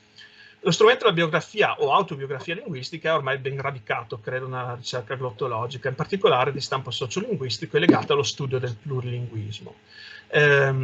Franceschini Miecznikowski, nel 2014 scrivono al proposito: Die Beschäftigung mit sprachbiografischen Erzählungen kann Anstöße für eine Sprachtheorie geben, welche am Sprachgebrauch interessiert ist und das System Sprache als Aufbau und Ausbau von Fähigkeiten in Wechselwirkungen mit der kommunikativen Umwelt sieht. Weiß man Sprachbiografien zu lesen und auf eine größere Generalisierbarkeit hin zu hinterfragen, ergeben sich Einblicke, die man bei jeder Modellbildung von Mehrsprachigkeit und Sprachgebrauch mitbedenken muss. E anche Brigitta Busch, nella sua introduzione alla ricerca sul plurilinguismo, dopo aver riconosciuto il crescente interesse che c'è nel mondo della ricerca per le biografie linguistiche, quale approccio soggettivo al vissuto linguistico, sottolinea che der biografische Blick auf sprachliche Repertoires ist nicht nur dazu geeignet, eine sprecherinnenorientierte Perspektive einzunehmen, sondern rückt auch bisher wenig beachtete Aspekte in den Vordergrund, wie beispielsweise den Einfluss von Sprachideologien darauf, die SprecherInnen sich auch andere diskursiv positionieren oder die Rolle von Emotionen, Imaginationen und Begehren in Bezug auf das sprachliche Repertoire. Proprio nelle narrazioni sulla propria biografia linguistica possono emergere infatti eventi e momenti rilevanti per l'apprendimento di nuove lingue, per l'inserimento in nuove reti comunicative, oppure il senso di impotenza linguistica, o ancora la riorganizzazione della propria quotidianità comunicativa, l'immagine di una o dell'altra lingua e gli atteggiamenti verso le stesse, come evidenziato auch da Top-Hinke. Anzunehmen ist, dass bestimmte lebensgeschichtliche Erfahrungen eine besondere sprachbiografische Relevanz besitzen. Dies sind einmal Erfahrungen, in denen eine sprachbiografisch erreichte Normalität der Partizipation an sprachlich-kommunikativen Geschehen im Lebensumfeld nicht mehr gegeben ist. Hierzu gehört etwa die Migration, sprachbiografisch bedeutsam sind ferne Krankheitssituationen, die vom Verlust sprachlicher und sprachrelevanter Fähigkeiten begleitet sind. Quali siano appunto gli eventi biografici considerati dagli intervistati come particolarmente rilevanti per la gestione delle proprie risorse linguistiche e per la conformazione dei loro spazi comunicativi verrà illustrato sulla base di alcuni esempi nei prossimi minuti. Come si è accennato già prima, le interviste sono state effettuate con 10 informanti di origine friulana residenti a Monaco di Baviera o nei dintorni della città. Si tratta di emigrati di prima generazione, sottocampione di un più ampio campione di informanti, cui era già stato sottoposto un questionario volto a indagare usi linguistici prima della e in migrazione, autopercezione delle proprie competenze linguistiche e atteggiamenti e teologie nei confronti in particolare del friulano. Dal punto di vista sociodemografico e dell'individuale storia migratoria, il campione è piuttosto eterogeneo. Si va dall'informante 59enne immigrata in Germania da quasi 40 anni, all'epoca dell'indagine, con istruzione limitata alla scuola dell'obbligo, fino all'altro polo, lo scienziato non ancora quarantenne, immigrato da poco più di un lustro, ma con pregresse esperienze di mobilità extraeuropea, rappresentante della fase migratoria definita fuga dei cervelli, passando per tutte le possibili sfumature che stanno appunto tra questi due poli. Lo studio si proponeva infatti di ricostruire profili linguistico-comunicativi individuali per evidenziare quali siano, pur nella diversità, eventuali caratteristiche comuni.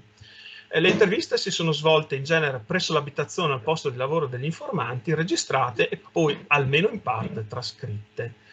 La lingua utilizzata durante le interviste è stata scelta dagli informanti stessi, di regola sono state svolte in italiano o qualche volta in friulano, e si sono registrati anche diversi casi di code switching verso il tedesco, sia verso un tedesco diciamo più vicino allo standard o verso varietà riconducibili a caratteristiche tedesco meridionali. Se è evidente e scontato che per tutti gli informanti la prima causa per la ristrutturazione degli spazi comunicativi è stata l'emigrazione dal Friuli in Germania, perché questa comporta l'ingresso nel repertorio linguistico di nuove varietà, il tedesco anche in varietà regionali come vedremo, e o la riconfigurazione dell'uso delle risorse linguistiche nel proprio repertorio, con una riduzione non di rado totale della portata comunicativa del friulano e seppur più limitatamente dell'italiano, perlomeno nel primo periodo di migrazione, perché a eccezione di 4 informanti, la scelta migratoria è sempre stata individuale ed è avvenuta al di fuori dei flussi e delle conseguenti reti di connazionali e corregionali presenti sul territorio. L'integrazione dunque in un contesto sociale, privato e lavorativo caratterizzata dall'uso del tedesco in tutte le sue varietà, diciamo, e talora di varietà bavaresi, comporta varietà reali, intendo, e territoriali, comporta l'acquisizione di tali varietà o il perfezionamento delle già presenti competenze, ma anche il loro ingresso e uso pressoché esclusivo anche negli ambienti della vicinanza comunicativa, come sono amicizie, relazioni sentimentali, famiglia e così via. Ma arriviamo al sodo della questione. Quali sono gli eventi che gli informanti indicano come cesure nella loro biografia linguistica? Innanzitutto sono 2 momenti della categoria che Hameson e altri nel 2021 definiscono relationships, che Perrick, Chiello e Perrick nel 2007 hanno definito come häufig, cioè frequenti, aber nicht altersnormiert, cioè per cui non esiste un'età concreta in cui essi debbano avvenire. E questi 2 eventi sono il matrimonio da una parte e il divorzio dall'altra. È il caso per esempio di LG, donna cinquantenne all'epoca delle interviste, da 25 anni in Baviera, che dopo alcuni anni di attività nella comunità italiana di Monaco di Baviera e dunque una forte presenza di italiano sia nella sua vita professionale sia nelle relazioni amicali, in seguito alle nozze con un partner tedesco si inserisce in reti sociali dove domina questa lingua che l'informante ha studiato, in cui ritiene di avere e durante le interviste mostra anche effettivamente di avere buone competenze, abbandonando l'uso dell'italiano nella quotidianità comunicativa per limitarlo alle occasioni di rientro in Italia o alla comunicazione con la famiglia d'origine e gli amici in Italia. Casi simili sono anche quelli di OS, donna anche lei di 63 anni e 35 da 35 in Germania all'epoca dell'intervista, che proviene dal Friuli occidentale e che vede il tedesco come lingua principale della quotidianità comunicativa sia di vicinanza sia di lontananza durante tutto il primo periodo di migrazione. Con il matrimonio ritiene di avere una crescita delle proprie competenze linguistiche, ed è il caso anche per LD, maschio da 59enne, da 40 anni in Baviera, che si trasferisce proprio per amore appunto nel land tedesco e che ha un inserimento totale in contesti comunicativi tedeschi, ma soprattutto dialettali, apprendendo, in realtà mostra anche di parlare abbastanza bene varietà bavaresi che restano a lungo tempo per l'informante le uniche varietà della propria quotidianità comunicativa, sia della distanza che della vicinanza comunicativa.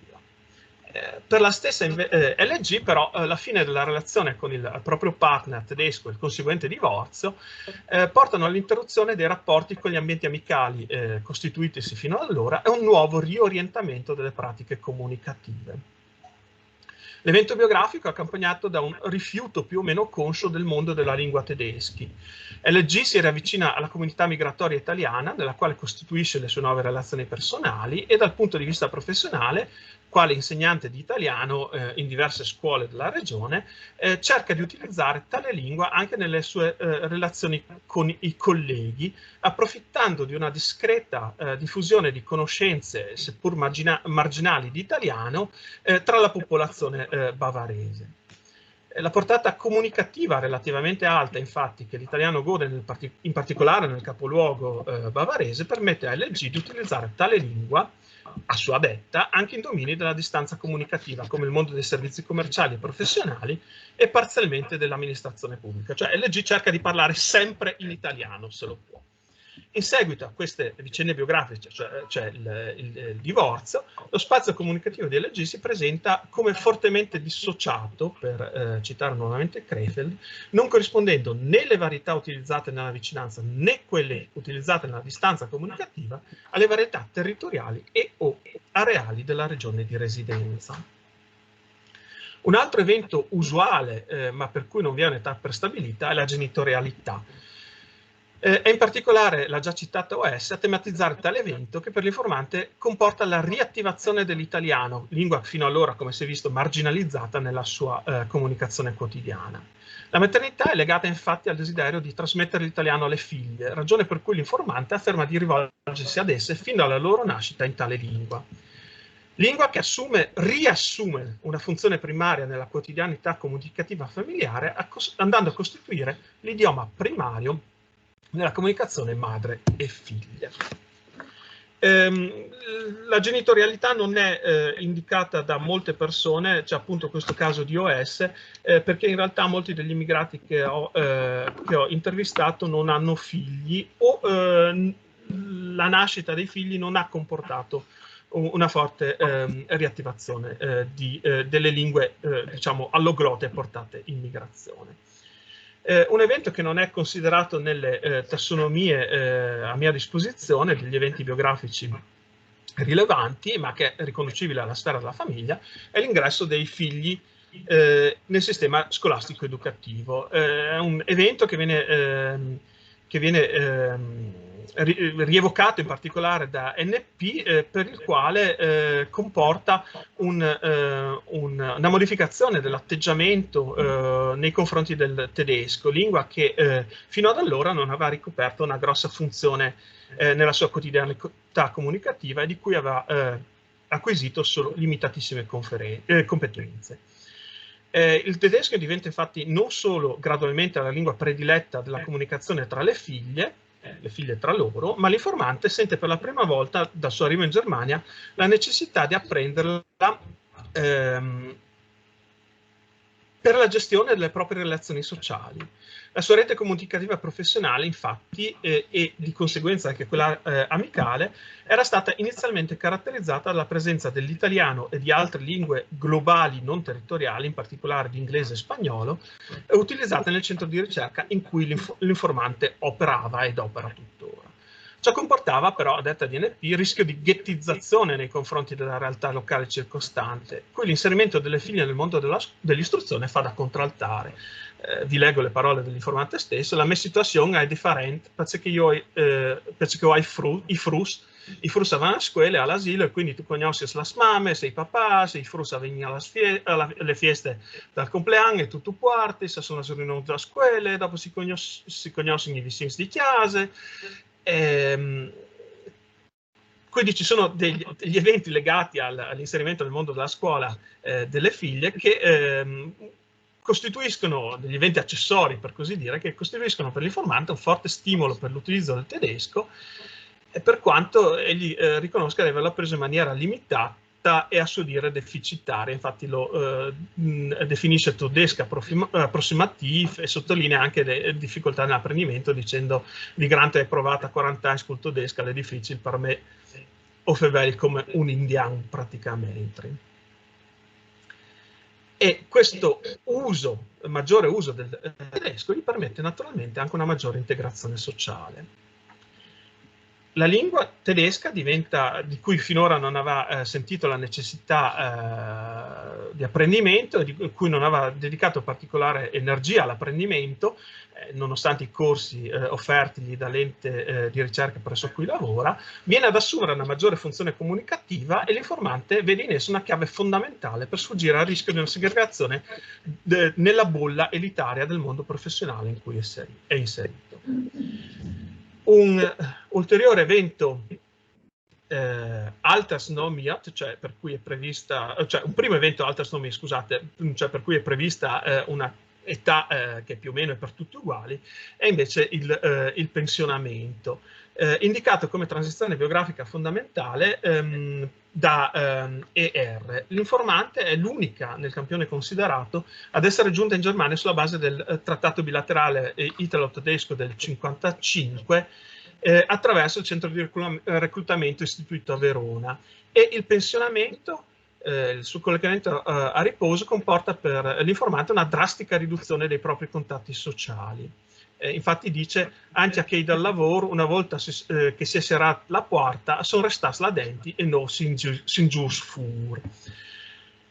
La sua quotidianità comunicativa, caratterizzata fino ad allora dall'uso di, così dice l'informante, Ausländerdeutsch, cioè tedesco di stranieri, nelle interazioni sul posto di lavoro, e da un italiano con carattere di coinizzazione migratoria con il partner proveniente dall'Italia meridionale, si riduce solo a quest'ultima varietà, cioè solo all'italiano di coinizzazione. Il pensionamento porta dunque all'isolamento sociale di R e del partner, accompagnato da una forte dissociazione del loro spazio comunicativo, caratterizzata appunto dalla presenza pressoché esclusiva dell'italiano. Un evento della categoria finanze, cioè grosse difficoltà finanziarie, conseguenza però di un precedente evento che non è compreso nelle tassonomie a me conosciute, cioè un furto di cui era rimasto vittima, condiziona invece profondamente e a lungo le scelte linguistico-comunicative di BM, maschio da 56enne e da 35 in Germania. Il percorso migratorio dell'informante non prevedeva infatti la permanenza in Germania, che doveva essere solo una prima tappa temporanea verso gli Stati Uniti. Dopo un periodo trascorso nel Baden-Württemberg, dove si era recato presso un conoscente friulano e dove aveva un forte contatto con immigrati italiani, in particolare del meridione, cosa che aveva comportato un apprendimento solo assai rudimentale del tedesco, BM si trasferì in vista dell'emigrazione verso appunto gli Stati Uniti ad Amburgo, dove la necessità di comunicare in tedesco si era manifestata però con maggiore forza. A condizionare però le sue scelte linguistiche fu il furto di tutti i suoi averi da parte di un conoscente italiano nella città asiatica. Le difficoltà finanziarie conseguenti a tale fatto lo costrinsero a rimanere in Germania, ma un altro effetto molto forte fu che la ferita morale subita lo portò a interrompere ogni contatto con compatrioti in Germania e immergersi linguisticamente e socialmente nella realtà tedesca, rifiutando gli italiani e l'italiano. Anche in questo caso, come per LG, un evento critico nel rapporto individuale con un rappresentante di una comunità linguistica comporta una ricusazione dell'intera comunità con conseguenti riorganizzazioni sia del proprio repertorio sia degli usi dello stesso. E un ulteriore e ultimo evento biografico su cui mi soffermerò, ed è già stato accennato precedentemente, è quello dell'inizio di un nuovo impiego professionale, che viene citato da numerosi informanti come un evento che ha forti ripercussioni sulla gestione delle loro risorse linguistiche. In particolare, per esempio, il caso di DC, femmina da 36enne da 15 anni in Germania, che con l'ingresso nel mondo del lavoro ha una prima sensazione di impotenza linguistica, nonostante lei avesse studiato il tedesco e lo parlasse anche piuttosto bene. L'impatto con colleghi che parlano una varietà di tedesco marcata in senso meridionale o bavarese le fece infatti dubitare delle proprie conoscenze e le fece al contempo comprendere anche l'importanza di acquisire, almeno a livello passivo, competenze anche nelle varietà appunto tedesco meridionali e bavaresi, per evitare l'esclusione comunicativa e per evitare che i colleghi possano utilizzare tali varietà con funzioni criptografiche. Se leggiamo le parole dell'informante stessa, dice: lo shock, veramente mi ricordo lo shock, e si inizia al mattino, ti presentano le persone, già sento un modo di parlare completamente diverso, e a pranzo quando mi hanno detto, adesso io non lo so adesso pronunciare bene, a guten, io ho detto, oddio, dove sono? E tutti che parlano bavarese. In tal modo il repertorio dell'informante, che acquisisce queste competenze, va ad ampliarsi, seppure il tedesco meridionale bavarese ricopra una funzione comunicativa solo sul mondo del lavoro. Anche per la già citata ER, l'ingresso nel mondo del lavoro corrisponde con la necessità di ampliare il proprio repertorio acquisendo competenze di un tedesco basico, quello che lei definiva Ausländer Deutsch, che possiamo definire come più comune nella ricerca Gastarbeiter Deutsch, che costituisce la lingua franca tra i dipendenti dell'azienda presso la quale è impiegata dal suo arrivo in Germania fino al pensionamento. Questi dipendenti sono in gran parte appunto lavoratori stranieri. Allo stesso modo, scusate, c'è un errore per LG, non per DC, l'occasione di lavorare come insegnante nella comunità italiana prima del matrimonio aveva portato a una ristrutturazione della quotidianità comunicativa, nel quale era rientrato appunto fortemente l'italiano, che poi perde con il matrimonio e riacquisisce con il divorzio. Ok, sono arrivato alla fine, spero di non aver esagerato con il tempo che ho consumato. Ho cercato di illustrare come eventi biografici non direttamente legati alla lingua possono avere conseguenze rilevanti sul repertorio linguistico e sulla gestione del repertorio linguistico nelle pratiche comunicative quotidiane da parte degli informanti, o meglio, come nella ricostruzione delle proprie biografie linguistiche gli informanti evidenziano particolarmente alcune transizioni che vengono elevate a language related major life events, in quanto hanno a loro detta forti ripercussioni sulle reti comunicative e sui bisogni linguistici degli interessati. Sebbene non tutti gli informanti indichino esplicitamente eventi biografici ritenuti rilevanti, si nota come alcuni avvenimenti, quindi sono quelli che vi ho presentato, vengano tematizzati in realtà da diversi informanti. Quali siano le conseguenze linguistiche dei singoli eventi resta tuttavia un fenomeno individuale, può avere, a seconda delle precipue condizioni biografiche e sociali, sviluppi assai divergenti. Al momento in cui si è svolta la ricerca, lo sviluppo di quelle forme di comunicazione che si è poi avuto con i social network non era ancora presente. Quindi, sebbene durante interviste forme di comunicazione mediatica siano state tematizzate, queste si limitavano, a eccezione della posta elettronica, a una fruizione passiva.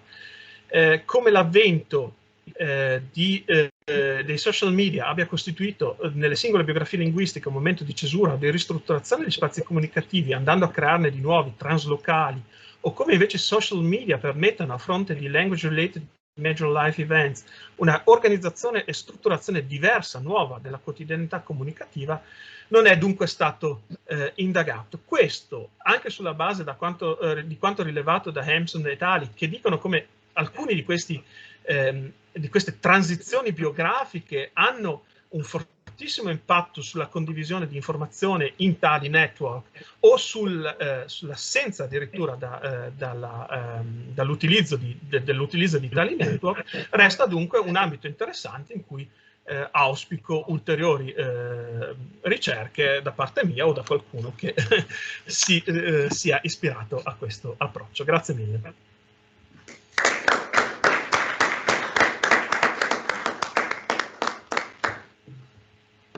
Allora, grazie professor Melchior. Apro la discussione pregandovi di essere veloci perché abbiamo un po' sforato coi tempi. Prego, professore.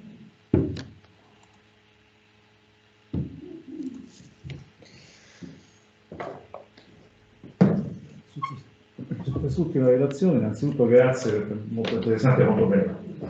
Inizio scherzosamente, ma i traslochi sono considerati eventi critici della vita, perché quelli che io ricordo sono criticati dal punto di vista linguistico.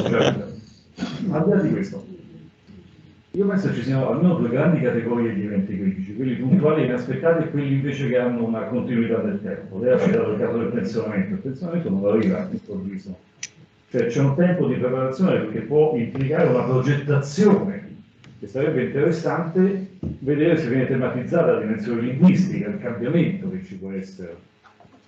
Io proprio per esperienza diretta, una consorte che entra in pensione, un'altra che entra in pensione, ho visto che siano un po' preparati a questo cambiamento sul piano linguistico e le loro reti di relazione sì, sono ridotte quelle in presenza, ma sono aumentate quelle a distanza con i social, e in un caso una conseguenza è stata voglio imparare l'inglese, cosa molto interessante.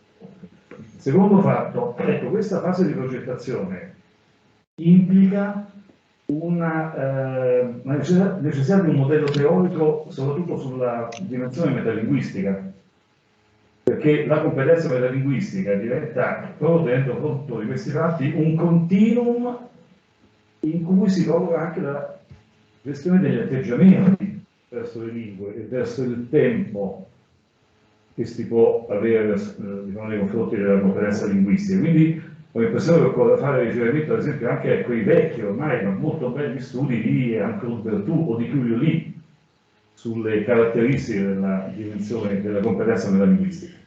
E infine, sempre fenomeni lunghi nel tempo, l'ottenimento del permesso come lungo soggiornante. La dimensione linguistica è istituzionalizzata. Se lo vuoi avere, almeno in Italia, devi fare dei corsi di italiano che sostenere un esame, quindi c'è anche una dimensione che viene imposta, una dimensione linguistica e quindi di cambiamento della competenza che viene imposta. Ultima notazione, una fonte interessante per gli studi, per le testimonianze autobiografiche di emigrati è quello che è stato raccolto a livello di diaristica a Pieve di Santo Stefano.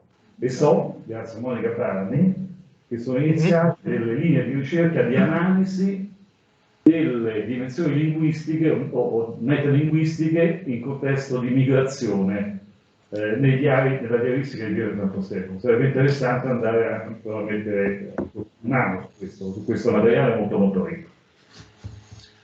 Grazie mille per queste che non sono domande ma degli stimoli eccezionali alla ricerca. Sono completamente d'accordo. Ci sono appunto degli eventi che sono per così dire progettabili, altri che non sono progettabili. È interessante ricercare in che modo c'è stata una preparazione esattamente al pensionamento, per esempio. L'informante cui ho fatto riferimento adesso pare essere quasi sorpresa da un pensionamento che in realtà era dal punto di vista linguistico, della progettazione linguistica, diciamo, della progettazione dell'interazione sociale e comunicativa, per così dire.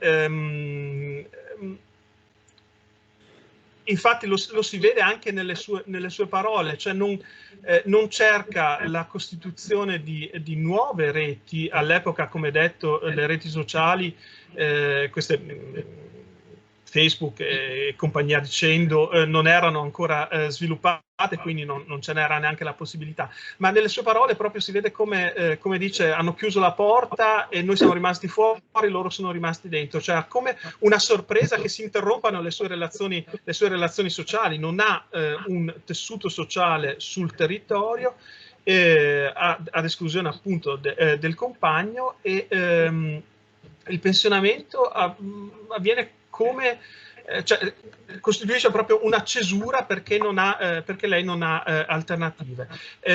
Verissimo, e lo dice anche Krakenberger nel suo studio, il pensionamento è per molti anche un'occasione di imparare nuove lingue per cercare poi nuove comunicazioni sociali. Non lo è stato in questo caso. Sulla competenza e la riflessione metalinguistica sono assolutamente d'accordo con lei, e sugli eventi istituzionalizzati sono assolutamente d'accordo. Diciamo, il permesso di soggiorno non è stato tematizzato da nessuno degli informanti, cioè definitorietà o dell'evento migratorio non viene mai tematizzato dagli informanti. Questa è una cosa effettivamente molto interessante. È certo che ormai in comunità europea non c'è bisogno delle dimostrazioni delle conoscenze del tedesco per ottenere un permesso di soggiorno permanente. Sarebbe interessante vederlo per cittadini che invece non hanno, che provengono da paesi extra comunità europea e per i quali in realtà questo evento istituzionalizzato costituisce così dire un trauma, e c'è molta letteratura a riguardo anche, anche qui in ambiente germanofono sulla gestione e sulla organizzazione di questi corsi di lingua per ottenere il permesso di soggiorno, che in realtà sono una vera e propria tortura per queste persone,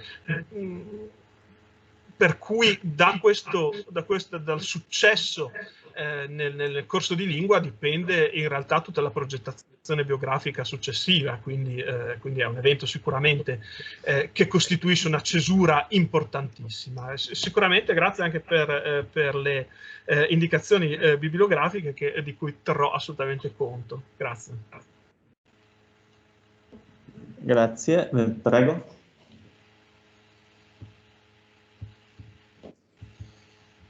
Buongiorno, Barbara Turchetta, la ringrazio per questo intervento, anche perché può essere, diciamo, una prima pietra per future collaborazioni di ricerca congiunte, perché ci sono tantissimi punti di convergenza e di interesse personali anche del nostro gruppo di ricerca che con Massimo Vedovelli da anni portiamo avanti. Volevo fare due osservazioni. Allora, la prima riguarda lo spazio linguistico, dove noi mettiamo dentro non soltanto lo spazio comunicativo, ma consideriamo anche lo spazio sociale della lingua e quello politico nel paese della lingua immigrata. E nello spazio sociale andiamo a studiare anche in particolare il gruppo di Siena, i linguistic landscapes, cioè quando è rappresentata nella sua fisicità in esposizione al pubblico, quindi quanto la società di accoglienza considera e conosce quella lingua non come competenti, ma come, diciamo così, attori passivi della presenza di quella lingua.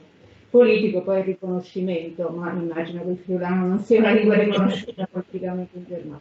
La seconda osservazione riguarda la differenza sostanziale nell'occupazione, nel lavoro delle persone immigrate. Ci parlava di un suo informatore che è un ricercatore, se capisco bene, lavora in un centro di ricerca. Ecco, allora, nella nostra ottica di ricerca appartiene ad una categoria diversa dall'emigrante, tra virgolette, tradizionale. In altri termini, l'expat non è un gastarbeiter, immagino, anche nella sua posizione sociale di integrazione in Germania, nella sua collocazione di repertorio dell'inglese come lingua di lavoro rispetto ad altre, compreso il tedesco. Comunque, le scriverò presto. Grazie mille per queste osservazioni, sono d'accordo con lei e sarei molto felice di eventuali collaborazioni, sicuramente conosco i vostri lavori e lo trovo eccezionale. Sullo spazio sociale, sì, è giustissimo, è un po' forse sfuggito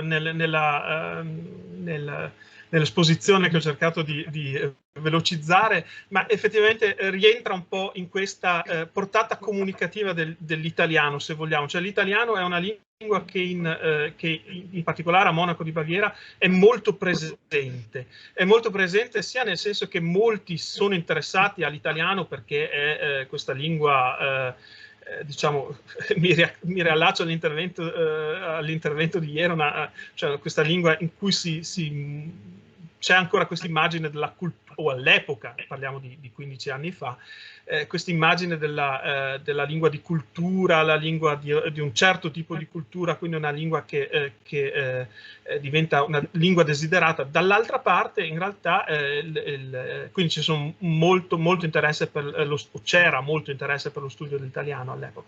Dall'altra parte è una lingua molto presente appunto nel linguistic landscape, sicuramente, quindi lo spazio sociale dell'italiano è molto elevato. Sulla dimensione politica, ovviamente, l'italiano sì, il friulano no. Il friulano, come avete visto, non viene nemmeno quasi mai nominato, non fa parte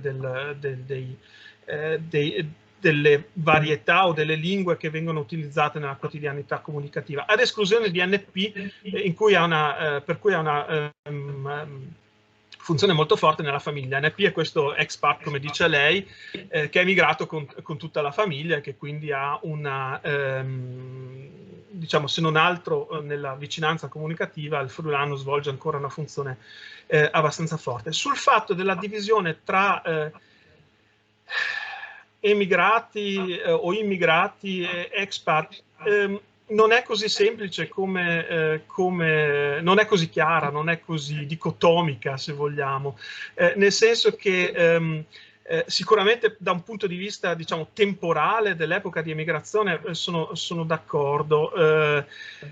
Su altre caratteristiche dell'emigrazione non ne sono sicuro. Ho degli informanti che sono in Germania da oltre erano all'epoca da una quarantina d'anni, che però sono andati, diciamo, hanno una posizione sociale molto alta. C'era per esempio un restauratore di gessi che anche ha delle, diciamo, delle reti sociali e professionali molto molto elevate, e ricopre anche dal punto di vista sociale uno strato, diciamo, piuttosto alto, andato però in Germania, diciamo, con una scuola dell'obbligo o poco più, e quindi diventa difficile, cioè, farlo solo con caratteristiche formali, a mio avviso. Come detto, si tratta per quasi tutti, ad eccezione di questa ER, di emigrati che hanno fatto una scelta, per così dire, individuale, non data da una chiara e pressante necessità di emigrazione, ma per ragioni in realtà biografiche diverse. La LG di cui parlavo, che fa l'insegnante di italiano, è emigrata perché aveva studiato tedesco e quindi voleva fare un periodo di soggiorno in Germania DC, che è anche piuttosto giovane, era stata prima in Inghilterra e poi è emigrata per lavorare nella più grande, diciamo, compagnia di riassicurazione europea, quindi anche lei è in realtà fa parte di questi expat, se vogliamo, nonostante il periodo di immigrazione già all'epoca fosse piuttosto lungo. È una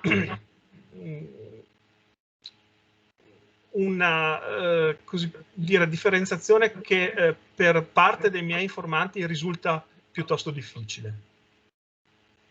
Comunque sicuramente da tenere in conto. Grazie.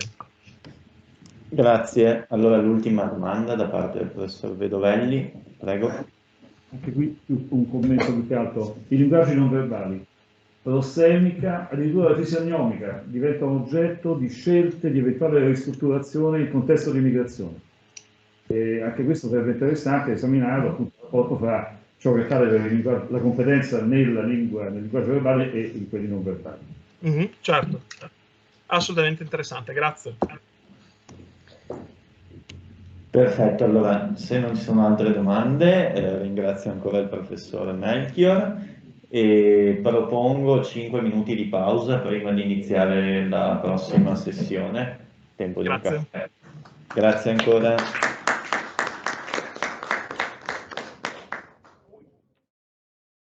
I lavori di quest'ultima sessione ovviamente giocano in casa, quindi gli organizzatori, i padroni di casa sono qui e lascio immediatamente la parola ai due relatori, cioè Francesco Costantini e Diego Sidraschi, che ci parleranno dell'evoluzione dei critici soggetto in Veneto brasiliano.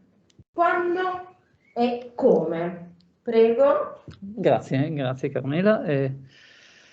Allora, condivido subito lo schermo. Allora.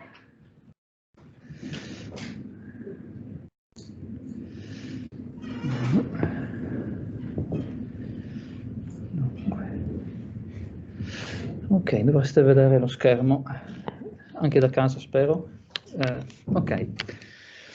Allora, dunque, Allora, diciamo che come premessa le heritage languages, quindi le lingue parlate da parlanti in... come? Ah sì, ok, scusate. Sì, da parlanti in contesti migratori, non solo migratori in realtà, sono divenuto un oggetto di indagine non soltanto da un punto di vista sociolinguistico, da un punto di vista della linguistica educativa, ma anche banco di prova sostanzialmente nello studio della variazione, nella microvariazione linguistica, da un punto di vista interno, quindi da un punto di vista della strutturazione interna delle lingue, in una prospettiva in particolare diacronica, perché sono, diciamo, un ambito in cui emergono in maniera molto evidente delle tendenze evolutive per le quali è anche semplice, relativamente semplice, individuare le motivazioni, ciò che induce a un mutamento.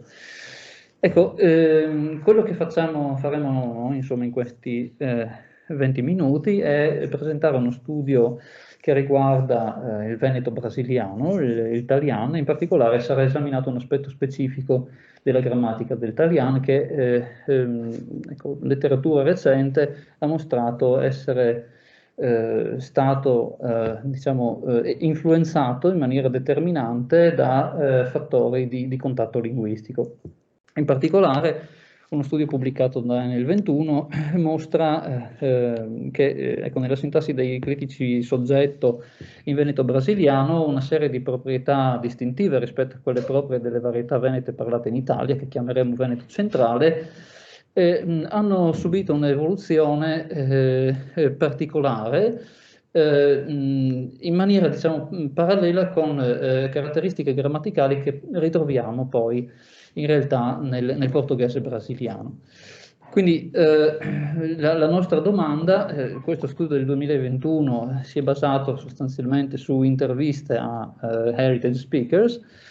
Quello che noi ci siamo chiesti è stato, va bene, proviamo a vedere, insomma cerchiamo di ecco, definire meglio quando questi mutamenti si verificano. E per fare questo siamo andati a cercare, diciamo, siamo andati ad analizzare un testo letterario, il famoso Nanetto Pipetta, proprio per verificare se all'interno di questo testo ecco, siano già presenti delle prime manifestazioni di queste evoluzioni linguistiche presenti nel veneto brasiliano.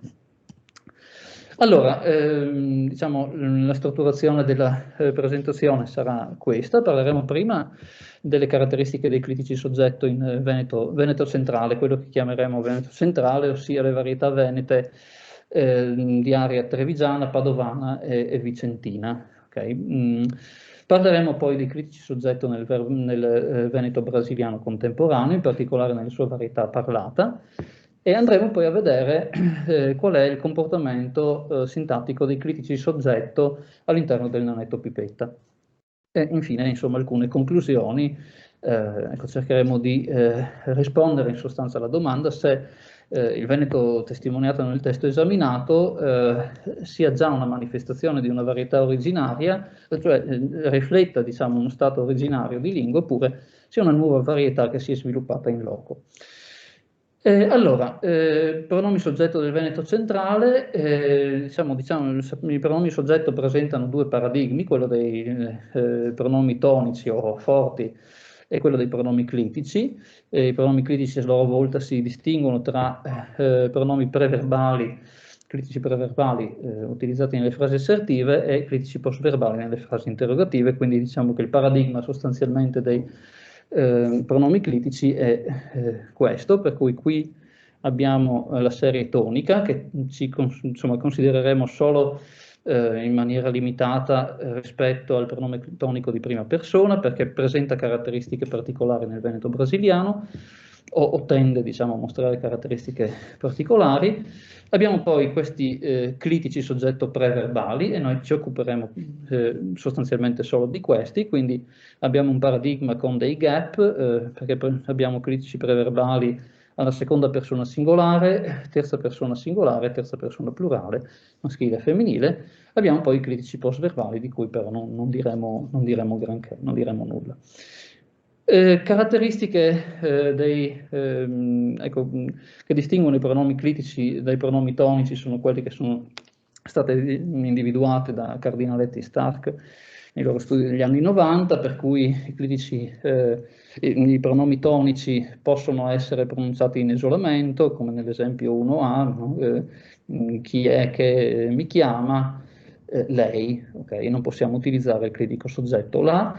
Un altro test è quello della coordinazione, per cui ecco, possiamo utilizzare pronomi tonici in strutture coordinative, quindi lori e lore, no? I tornatardi, no? Quindi abbiamo qui due pronomi tonici, non possiamo avere la stessa struttura con clitici soggetto, i e le, tornatardi, frase grammaticale. E infine la modificabilità, con quantificatore per esempio, o con elementi focalizzanti, quindi possiamo dire lori tutti, ma non i tutti. Okay? Ecco, posizione, ecco, test, diciamo, o meglio, caratteristiche proprie della sintassi dei critici soggetto riguardano la posizione rispetto alla negazione, per cui qui abbiamo degli esempi in cui si mostra che il critico soggetto tendenzialmente occupa una posizione a destra della negazione, quindi qui abbiamo ecco, da Povegliano, Treviso, note dorme, okay? Con questo critico soggetto te che si colloca alla destra della negazione, stesso vale per i critici di terza persona singolare e plurale, nol dorme, noa dorme, o noi dorme, noe dorme, ok? Stessi esempi per la varietà di Longare e Vicenza, quindi notte dormi, nola dorme, noea dorme, eccetera, eccetera, ok? E lo stesso vediamo anche nel trevigiano, quindi noliera P compagno, quindi con questo elemento L, che è un critico soggetto, e che occorre alla destra appunto della negazione. Altra caratteristica riguarda la ripetizione di critici soggetti nel secondo congiunto in strutture coordinative, per cui in questa frase abbiamo appunto critico soggetto in questa posizione, seriva, è arrivato, e di nuovo dobbiamo ripetere obbligatoriamente questo elemento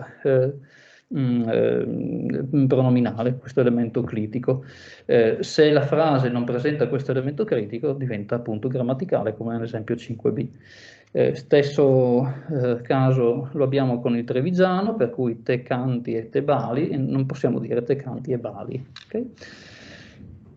Altra caratteristica, l'impossibilità dell'interpolazione, cioè non possiamo inserire dei costituenti di frase, per esempio degli avverbi, tra il critico soggetto e il verbo, quindi il canta sempre è una frase grammaticale e il sempre canta è una frase agrammaticale. Gli unici elementi che possono essere inseriti tra un critico soggetto e un verbo sono altri elementi clitici, come per esempio clitici oggetto, no? Quindi il tegavarda, che è una frase che va bene. Ora, altre caratteristiche che insomma è importante mettere in luce prima di passare all'analisi del veneto brasiliano, o perlomeno la varietà del veneto brasiliano che troviamo nel veneto pipetta, riguarda l'obbligatorietà dei critici soggetto in assenza di soggetto nominale, di sintagma nominale soggetto, per cui qui dobbiamo un po' distinguere in realtà tra la seconda persona, dove il soggetto critico, il critico soggetto è sempre presente, è sempre obbligatorio. Per quanto riguarda la terza persona, allora se non c'è un sintagma nominale soggetto, il critico è obbligatorio, per cui dobbiamo dire, scusate, qualcosa come el seriva, non possiamo dire seriva, nelle varietà che stiamo studiando perlomeno. Uniche eccezioni a questa regola riguardano verbi impersonali e verbi meteorologici. In questi casi possiamo avere delle frasi in cui non è presente nessun critico soggetto, per cui frasi come piove, oppure ga piovest a Povegliano, piove, ga piovudo. Ecco, tutte queste sono forme possibili, anche con verbi come apparire, sembrare. In tutti questi casi possiamo avere delle frasi senza soggetto critico. Altre caratteristiche importanti riguarda l'opzionalità dei critici soggetto di terza persona singolare o plurale. Diciamo che in presenza di un sintagma nominale soggetto si nota tendenzialmente che il critico può essere o può non essere, tendenzialmente è presente se il sintagma nominale soggetto ha una funzione pragmatica come topic, quindi diciamo sono strutture sostanzialmente che ecco, parallele alle strutture di clitic left dislocation, quindi di dislocazione con clitico, con ripresa del clitico, che abbiamo con complementi oggetto. Per esempio, non so, qui abbiamo la frase Giorgio ride sempre, non ci sarebbe una struttura parallela nel caso in cui avessimo Giorgio come complemento oggetto, come per esempio Giorgio l'ho visto ieri. Okay? Quindi l'idea sostanzialmente proposta da Benincà negli anni 90 era che quando un clitico soggetto co-occorre con un sintagma nominale soggetto, in realtà il sintagma nominale soggetto non occupa la vera posizione del soggetto, ma è un elemento topicale, diciamo, un topic, quindi un elemento che viene ripreso dal contesto. Non è nuova informazione in sostanza. Mentre appunto quando non è una frase come 11b, qui il sintagma nominale soggetto è qualcosa di nuovo all'interno della frase. Ok, vado molto rapidamente avanti, ecco, vedendo un attimo le caratteristiche, scusa sto andando un po' per le lunghe, caratteristiche che vengono evidenziate da uno studio sul campo da parte, appunto, pubblicato da Frassone nel 2021 su heritage speaker bilingui consecutivi sostanzialmente, quindi persone che sono state esposte prima al veneto e poi al portoghese, lingua peraltro il portoghese che utilizzano in maniera prevalente nella vita adulta nel periodo successivo alla scolarizzazione. Ecco, quello che si nota sostanzialmente è che questi parlanti utilizzano molto più frequentemente i soggetti, i pronomi di prima persona, no? Abbiamo visto che i pronomi di prima persona possono essere omessi sostanzialmente nel veneto centrale, mentre i parlanti di veneto brasiliano utilizzano molto più frequentemente i pronomi di prima persona nelle frasi con verbo alla prima persona singolare, naturalmente. Per cui ecco, si evidenziava che il 63,3% di frasi con soggetto di prima persona singolare esplicito in veneto brasiliano, e nel 78% dei casi, quindi la maggior parte dei casi, l'uso di questo clitico era non contrastivo, e questo diciamo, si oppone all'uso dei pronomi soggetto di prima persona singolare che si hanno nel veneto centrale, nel trevigiano, perché diciamo che solo un 13,3% di frasi con soggetto di prima persona singolare avevano un soggetto esplicito, in tutti i casi, gli altri casi il soggetto era implicito, e in tutti questi casi l'uso del soggetto di prima persona è contrastivo. Posizione rispetto alla negazione, quello che Frassone osserva è che in molti casi il critico soggetto corre alla sinistra della negazione, in contrasto con il veneto centrale, quindi forme come e non era più stesso, non era più lo stesso, o e non mi gadito niente, okay? Anziché non mi gadito niente. Frasi coordinate, in alcuni casi ci sono delle frasi in cui nella frase coordinata non è presente il critico soggetto, okay? Come in questi due casi, riva e sfrugna il terreno, anziché riva e i sfrugna il terreno. E ci sono poi casi di interpolazione, no? Quindi il pena che arriva. No? Notiamo qui tra l'altro l'uso di un ausiliare avere al posto dell'ausiliare essere, ma quello che conta qui è appunto la presenza di questo avverbio appena, e qui sotto sempre, tra critico soggetto, o quello che in origine era un critico soggetto, e il verbo.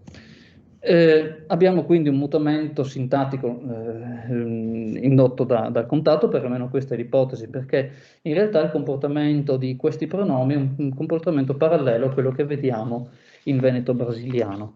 Ecco, qui abbiamo degli esempi, ecco, veneto brasiliano in cui abbiamo un pronome soggetto alla sinistra della negazione, in cui qui non abbiamo la ripetizione del critico soggetto nel secondo congiunto, e in cui eu, questa forma che in realtà è un pronome debole, non un critico, e non è neanche diciamo una forma in realtà questa ambigua tra forte e debole, Occorre, diciamo, ecco, nel secondo congiunto con una interpolazione in questo caso, quindi con l'elemento sempre in questa posizione.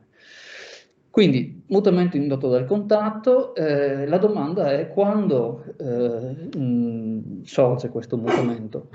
Allora, riprendendo un po' lo schema che ieri ci ha presentato Patrizia Cordin, allora, è chiaro che in una situazione di questo tipo, bilinguismo veneto-brasiliano, portoghese-brasiliano con dominanza portoghese, è molto possibile che ci siano dei passaggi, delle interferenze tra lingua standard e un codice minoritario. Ecco, la questione è vedere se possiamo risalire ancora prima a questo, quindi andare a una situazione di bilinguismo bilanciato o una situazione in cui abbiamo un bilinguismo veneto-brasiliano, portoghese-brasiliano con dominanza veneto, in cui il codice minoritario per varie ragioni non standard, quindi ecco, socialmente più basso rispetto al portoghese, possa avere subito delle influenze da parte della lingua standard. E a questo punto passiamo diciamo, alla ricerca empirica e passo la parola a Diego.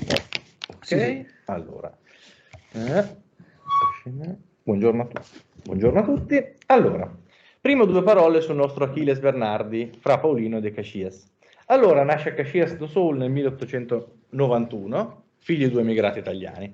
Il padre era originario di Pieve di Soligo, provincia di Treviso, ed era giunto in Brasile a 16 anni. La madre era padovana. A 13 anni Achilles Bernardi entra nel seminario e nel 17 viene ordinato sacerdote e rimane sempre a diretto contatto con gli esponenti della prima generazione di immigrati.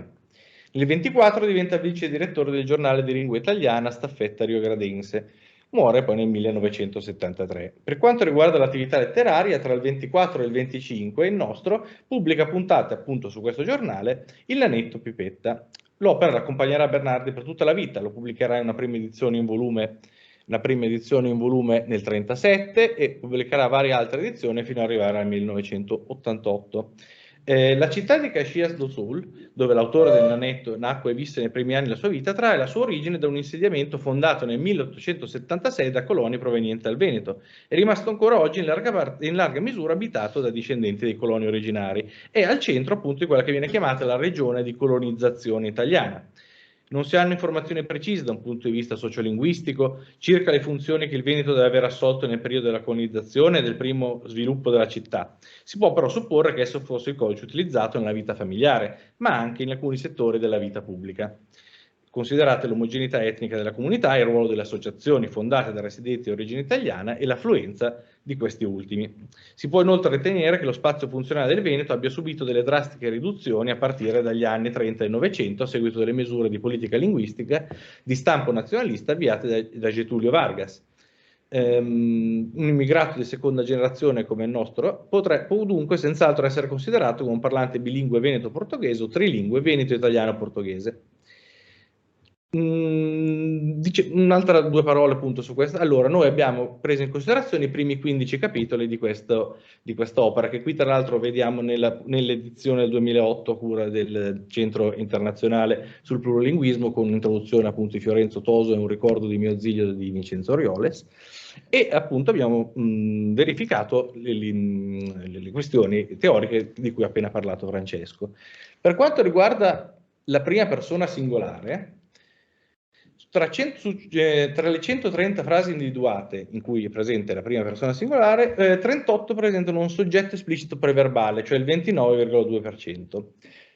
Qui potete trovare degli esempi. Si tratta, vi risparmio la lettura degli esempi con la mia pronuncia in veneto. Si tratta di una percentuale inferiore a quella dei pronomi soggetto di prima persona espliciti presenti nei dati di Frasson, ma qualcosa in più rispetto ai dati di controllo sempre del Frasson, che riporta Frasson rispetto al Veneto centrale. In quella tabellina, diciamo, li ho riassunti. A nostro parere, questi pronomi sono pronomi con funzione contrastiva, che non si discostano dunque dall'uso del Veneto centrale. L'altra frequenza, a nostro avviso, potrebbe però essere determinata dal fatto che tali forme occorrono in contesti dialogici, come appunto potete vedere nell'esempio precedente. Diciamo che in breve non vi sono dunque argomenti convincenti a nostro avviso per supporre che nel Veneto di seconda generazione, quale autore testo insomma, del quale quest'opera è un esempio, fossero già diffuse le caratteristiche grammaticali relative alla prima persona propria del Veneto brasiliano contemporaneo e che cita Frasson. Per quanto riguarda invece, ciò appare confermato anche dall'analisi delle altre proprietà di cui parla Frasson. Per quanto riguarda l'ordine relativo di negazione e clitici soggetto, ciò che si osserva è una sistematica occorrenza della negazione alla sinistra del clitico. Su 36 frasi in cui il soggetto clitico co-occorre con la negazione, tutte presentano l'ordine negazione clitico, come potete vedere da questi esempi. Anche per quanto riguarda i soggetti clitici in frasi coordinate non si osservano significative differenze rispetto al Veneto centrale. Su 58 frasi coordinate, in cui il soggetto clitico è identico al soggetto della frase principale, 50 ripetono il clitico soggetto, di nuovo come potete vedere in questo esempio. Degli 8 casi in cui il clitico soggetto non compare nella frase coordinata, in 2 il verbo presenta pronomi oggetto in enclisi, come appunto ancora in questo esempio. In questi esempi sembra manifestarsi chiaramente un'interferenza sintattica con il portoghese, lingua in cui clitici oggetto possono comparire appunto così, come per esempio appunto in questo caso moleghe o indormensese. Se dunque la struttura di frase fosse influenzata dal portoghese, il fatto che il soggetto non è ripetuto dopo la congiunzione coordinativa non sorprende alla luce dei fatti che abbiamo appena illustrato. Negli altri casi in cui il critico soggetto non compare dopo una congiunzione, non sono presenti particolari marche morfosintattiche che possono far emergere il sospetto di un'interferenza sintattica. Di nuovo potete vedere questi esempi. Non si può dunque escludere che questi esempi costituiscano una primissima traccia dell'evoluzione che si manifesta pienamente nel Veneto brasiliano di oggi, ma di certo non si tratta di evidenze decisive in tal senso, trattandosi appunto di casi quantitativamente poco significativi. Per quanto non si può dunque, dalla sostanziale affinità del Veneto del Nanetto Pipetta e del Veneto centrale si conferma anche considerando i contesti di occorrenza dei clitici soggetto e dei contesti in cui tali elementi sono messi. Innanzitutto si può osservare che in tutte e 20 le frasi in cui il soggetto nominale o pronominale è chiaramente separato dal gruppo verbale da un ulteriore costituente, compare clitico soggetto. Di nuovo vedete questi esempi. Come si è detto prima, i clitici soggetto in Veneto centrale sono obbligatori, con l'esclusione di 3 casi. Nel presenza di un soggetto nominale o pronominale non topicalizzato, soggetto nominale o pronominale postverbale e verbi impersonali. Ah, sono andato in su, scusate. Ecco qua.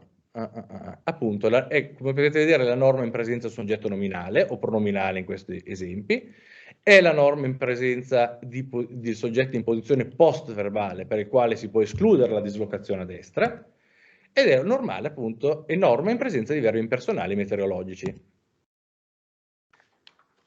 A questo proposito, pochissime frasi relative con pronome relativo soggetto escluse, non hanno un predicato impersonale, non presentano né un soggetto nominale o nominale tonico né un clitico soggetto, e questi sono i pochissimi casi. Allora,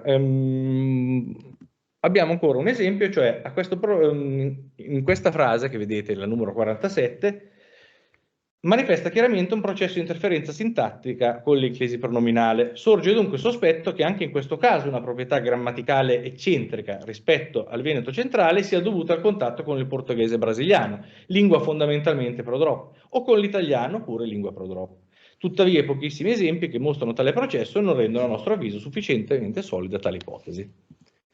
Altre caratteristiche rilevanti, velocissimamente, riguardano il critico soggetto di seconda persona singolare, cioè su 47 frasi alla seconda persona, molte interrogative, 46 presentano critico soggetto. Questo sarebbe un ulteriore elemento a sostegno della sostanziale conservatività della variante del Nanetto Pipetta. Per non parlare poi del clitico A, che è un clitico molto particolare. Beninca osserva che in padovano presenta proprietà sintattiche differenti rispetto ai clitici soggetto di seconda persona singolare e di terza fin qui considerati. Infatti non è strettamente associato ad alcuna persona, sebbene sia stato descritto come un clitico di prima singolare, di prima e seconda plurale. Può infatti essere usato con tutte le persone, può essere usato anche con verbi impersonali e meteorologici, nelle frasi interrogative può cooccorrere con clitici soggetto, a differenza dei soggetti che compare alla sinistra dell'avverbio negativo, e per di più può essere messo nel secondo congiunto di una struttura coordinativa. Queste cose le osserviamo anche nel nanetto pipetta. Appunto, potete vedere in questo esempio, A non si associa ad alcuna persona in particolare, è presente in frasi in cui il soggetto è la prima, la seconda e la terza persona singolare, e con verbi personali, e alla prima e seconda plurale.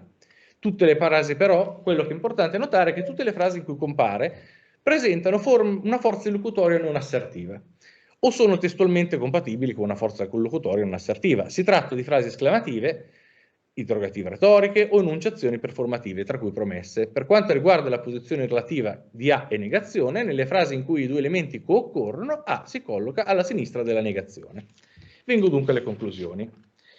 Si è visto che la sintassi dei pronomi soggetto, quale emerge da nanetto pipetta, non risulta discostarsi rispetto alla sintassi dei pronomi soggetto in Veneto centrale. Le frasi alla prima persona sono ancora sostanzialmente frasi a soggetto nullo e l'uso del pronome soggetto tonico pare ancora saldamente legata all'espressione del topic. I pronomi soggetto di terza persona compaiono alla destra della negazione e sono ripetuti nel secondo congiunto di frasi coordinate. Per di più, la loro omissione segue la norma del Veneto centrale, per cui il critico soggetto è ripetuto in presenza di un soggetto nominale o pronominale solo quando quest'ultimo occorre nella periferia sinistra, mentre è omesso se un sintagma nominale funge da soggetto, se il soggetto è posposto o in presenza di verbi meteorologici o impersonali.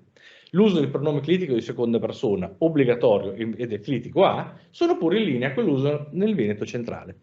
In conclusione, la lingua del nanetto pipetta, scritta da un heritage speaker, emigrato veneto di seconda generazione, non presenta ancora l'evoluzione grammaticale presente nei testi spontanei raccolti da Frasson, se non per limitatissimi casi che potrebbero costituire forse un primissimo indice di mutamento incipiente. Grazie. Grazie. Allora, ringrazio sia Francesco Costantini che Diego appunto per questa interessantissima relazione e a questo punto apro immediatamente la discussione, prego.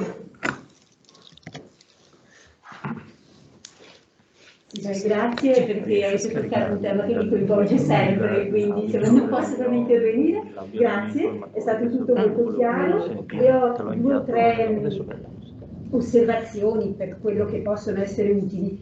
Uno, mi sembra che effettivamente il sistema dei critici sia molto saldo nella scrittura, no? Di questo autore. Forse i critici più deboli sono quelli con i verbi pronominali, con i verbi riflessivi, mi sembra di aver visto, no? Quindi forse lì c'è da vedere quante volte, se c'è un influsso veramente del portoghese oppure no. L'altra osservazione la faccio invece sulla situazione attuale che osserva Frasson e sull'uso delle prime persone, dei critici prima persona singolare, perché credo che a questo punto sia utile tenere in considerazione quello che sostiene Antonella Sorace dopo i suoi studi, cioè anche in persone con un bilinguismo molto forte, bilinguismo o comunque una competenza molto alta di una lingua, di un'altra lingua, si ha la tendenza a esprimere soggetti che in italiano sono ritenuti in un certo senso ridondanti. E quindi anche questa tendenza attuale, non come abbiamo visto nello scritto del 1924, ma quella attuale potrebbe essere spiegata proprio da una situazione di competenza alta in 2 lingue che tende a far sì che vengano prodotti questi soggetti che però sono deboli sostanzialmente. Grazie. Sì, grazie per l'osservazione a proposito dei verbi pronominali, non ho insomma molto... Sì, ok, grazie, troppo sentito. Sì, sui verbi pronominali, sì, grazie per l'osservazione, in effetti è una cosa che non avevamo pensato, ma è una cosa che insomma è da verificare certamente. Sembra che insomma in quei pochi esempi che avevamo di verbi pronominali, o meglio, in quei pochi esempi in cui si nota chiaramente un'interferenza perché abbiamo enclisi, c'è quasi una difficoltà di controllo, no, del sistema grammaticale, per cui in quel caso si fa riferimento certamente allo standard portoghese, portoghese, non italiano tra l'altro, perché sicuramente Bernardi insomma, aveva un'ottima competenza linguistica anche in italiano, e quindi si tende a calcare, no, la struttura sintattica in quel caso. Ecco, per quanto riguarda la prima persona singolare, sì, diciamo che ecco, certamente si verificano è possibile che si verificano dei processi come quelli discussi dalla Sorace. Ecco, l'idea ecco, che viene insomma, portata avanti da Frasson, in realtà allora, diciamo che nel caso di Sorace, tra l'altro, si vede una soluzione di questo tipo, quindi un uso di pronomi soggetto in una lingua pro-drop più frequente in varie situazioni di contatto, in varie situazioni di bilinguismo con lingue in cui abbiamo, in lingue non pro-drop, sostanzialmente in cui il soggetto deve essere obbligatoriamente espresso. Allora, qui c'è da fare una considerazione che riguarda in particolare il portoghese brasiliano parlato, perché è una lingua fondamentalmente pro-drop e certamente lo è stata in passato. Quello che si nota oggi in realtà è che cioè, progressivamente sta presentando le caratteristiche di una lingua non pro-drop o parzialmente pro-drop soltanto, quindi una lingua in cui alla prima e seconda persona singolare il pronome soggetto, che è un pronome debole, non è certamente un pronome liquidico, tende ad essere espresso. Quindi, allora, quello che insomma Frasson propone è che anche in questo caso abbiamo sostanzialmente una caratteristica innovativa del veneto brasiliano che deriva da un'interferenza con il portoghese brasiliano, più che esprimere, diciamo, una tendenza generale presente in varie lingue del mondo. Sì, non so se ho risposto. Sì, ok, grazie. Grazie, c'è spazio per un'altra domanda. Prego, Barbara Turchetta. Non è una domanda, siete convincenti, quindi grazie. Il primo è un suggerimento, il secondo è una considerazione. Allora, il suggerimento riguarda la valenza dei verbi rispetto agli argomenti, quindi la semantica del verbo rispetto all'animatezza degli argomenti.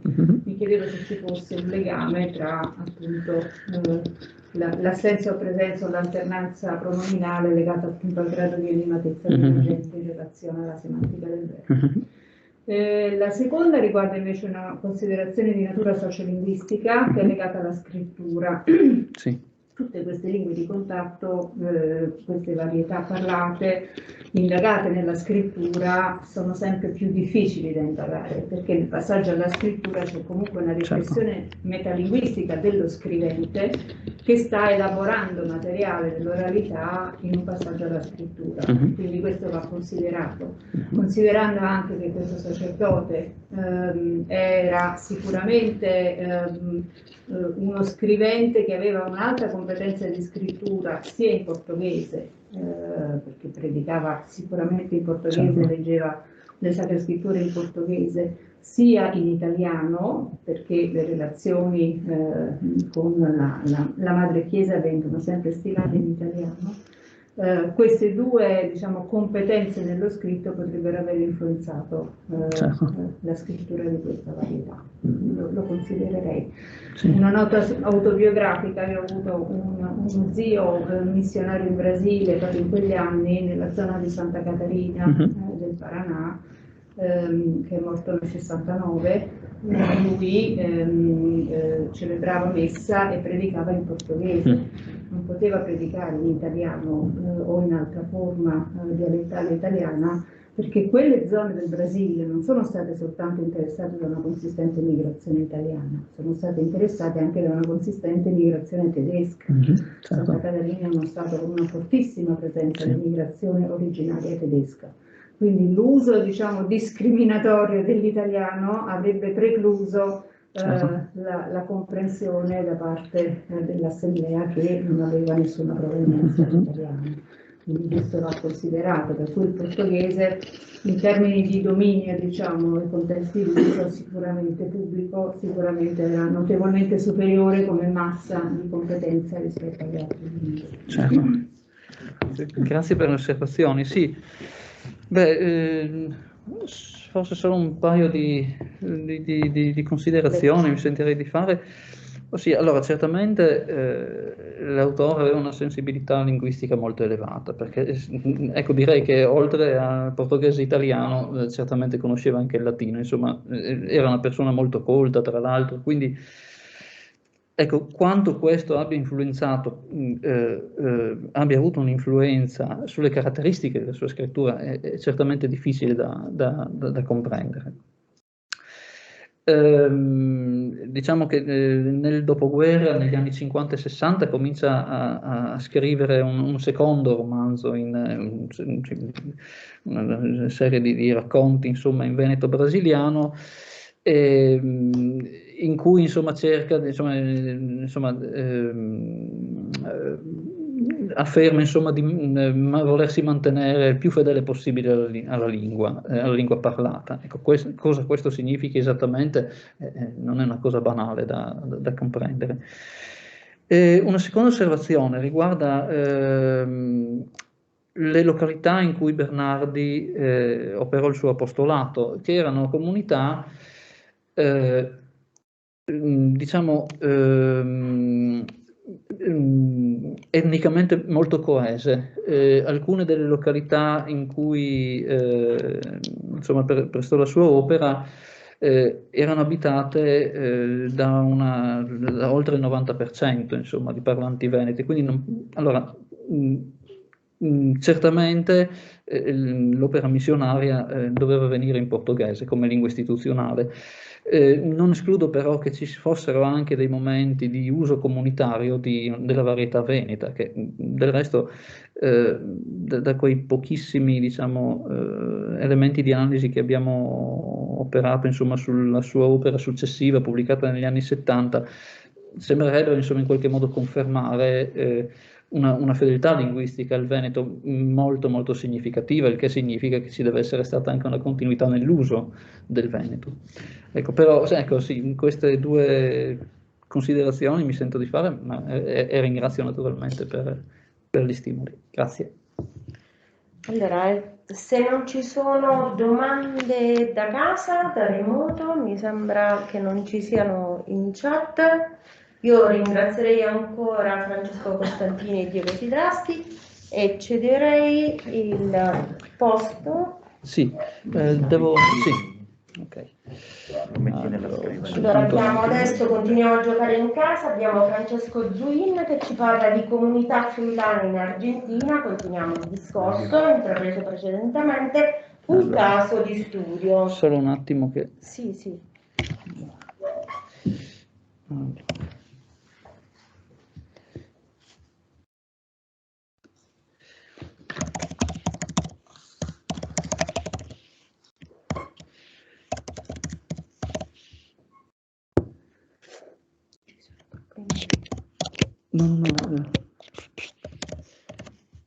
Solo mi chiede di scaricare un file un attimo che voleva far sentire. Solo un minuto. Allora, Francesco.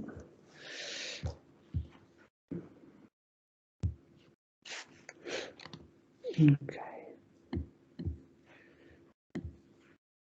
Ho scaricato, sì. Provo a aprirlo soltanto un attimo. Vediamo se si sente. Mi chiami René Orlando Scarpin. Direi che si sente. Soy nacido in Avellaneda. Ok. Bon, te lo lascio qua e un attimo. Ha già rovinato la sorpresa sul caso di studio. Mi dispiace. Ok, allora. Sì? No, sì, l'ho tolto, io l'ho tolto volontariamente. Allora sembra che tutto funzioni. Sì, funziona perfettamente. Vabbè. Eccolo qua. Dobbiamo confezionare la sorpresa. Ok, bene. Ok, sì, prego. C'è qualcosa che non va con la telecamera? Sì, perché da girare. Certo. così. Non l'abbiamo proprio staccata? No, la telecamera va, però è girata. Ah, certo, sì. Ok. Allora, ci siamo e allora sentiamo da Francesco Zuini il caso di studio di cui ci parlerà. Prego. Allora, buongiorno a tutti. Quello che presento oggi è appunto un primo studio pilota su una di queste comunità di friulani trasferitisi in Argentina e specificatamente appunto sulla comunità di Avellaneda. Volevo prima di iniziare innanzitutto ringraziare il dottor Mariano Dean, che è il presidente del centro Friulanos de Avellaneda, senza il cui aiuto questa ricerca non sarebbe stata possibile, e voglio appunto presentare i primi dati.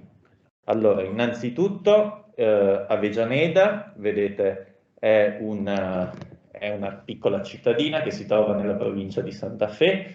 Dalla relazione del professor Finco abbiamo visto che la provincia di Santa Fe è una delle province a maggior presenza italiana. È una comunità appunto che conta oggi circa 30.000 abitanti e che è stata fondata nel 1879. La particolarità appunto è che, come altre comunità, anche Avellaneda è stata fondata in maniera quasi preponderante dall'elemento friulano. Sono state 300 le famiglie provenienti dal Friuli e in misura minore dal Trentino che si sono appunto spostate ad Avellaneda e all'interno dell'ottica della conquista del deserto del nascente Stato argentino hanno fondato questa località.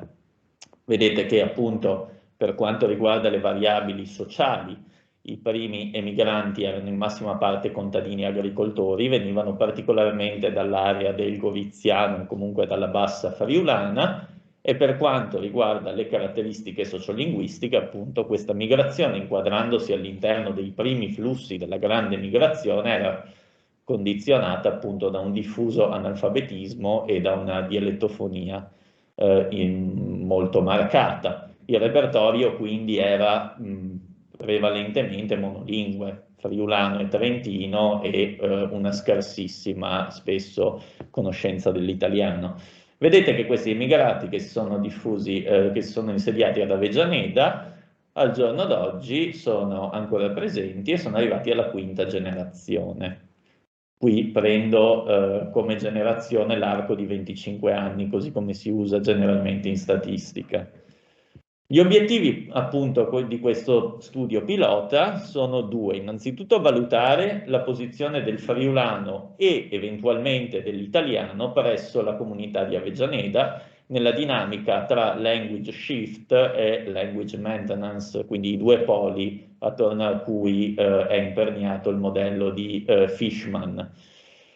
Per fare ciò appunto ho distribuito, grazie all'aiuto di Mariano Dean, un questionario sociolinguistico. Sono stati intervistati 52 informanti residenti appunto ad Avellaneda, tra cui 31 donne e 21 uomini. L'unico criterio che avevamo chiesto appunto era che questi informanti fossero almeno in parte discendenti da emigrati friulani. Per quanto riguarda le variabili, mi soffermo solo sulle variabili anagrafiche perché sono quelle che poi sono indicative nello studio del mantenimento della perdita linguistica. Abbiamo appunto 3 informanti tra i 10 e i 17 anni, 12 tra i 18 e i 29, 18 tra i 30 e i 44 anni, 14 tra i 45 e i 60 anni e 4 con più di 60 anni. Abbiamo appunto posto domande sia sulle caratteristiche sociolinguistiche dell'informatore, sia sugli usi linguistici nella sua quotidianità e sia sugli atteggiamenti nei confronti del friulano e dell'italiano. Quindi appunto il primo obiettivo è valutare da un punto di vista sociolinguistico la posizione del friulano e la vitalità. Un secondo obiettivo era quello di valutare i risultati dell'eventuale contatto con lo spagnolo basandoci su una prova linguistica che ci è stata fornita sempre da Mariano Dean.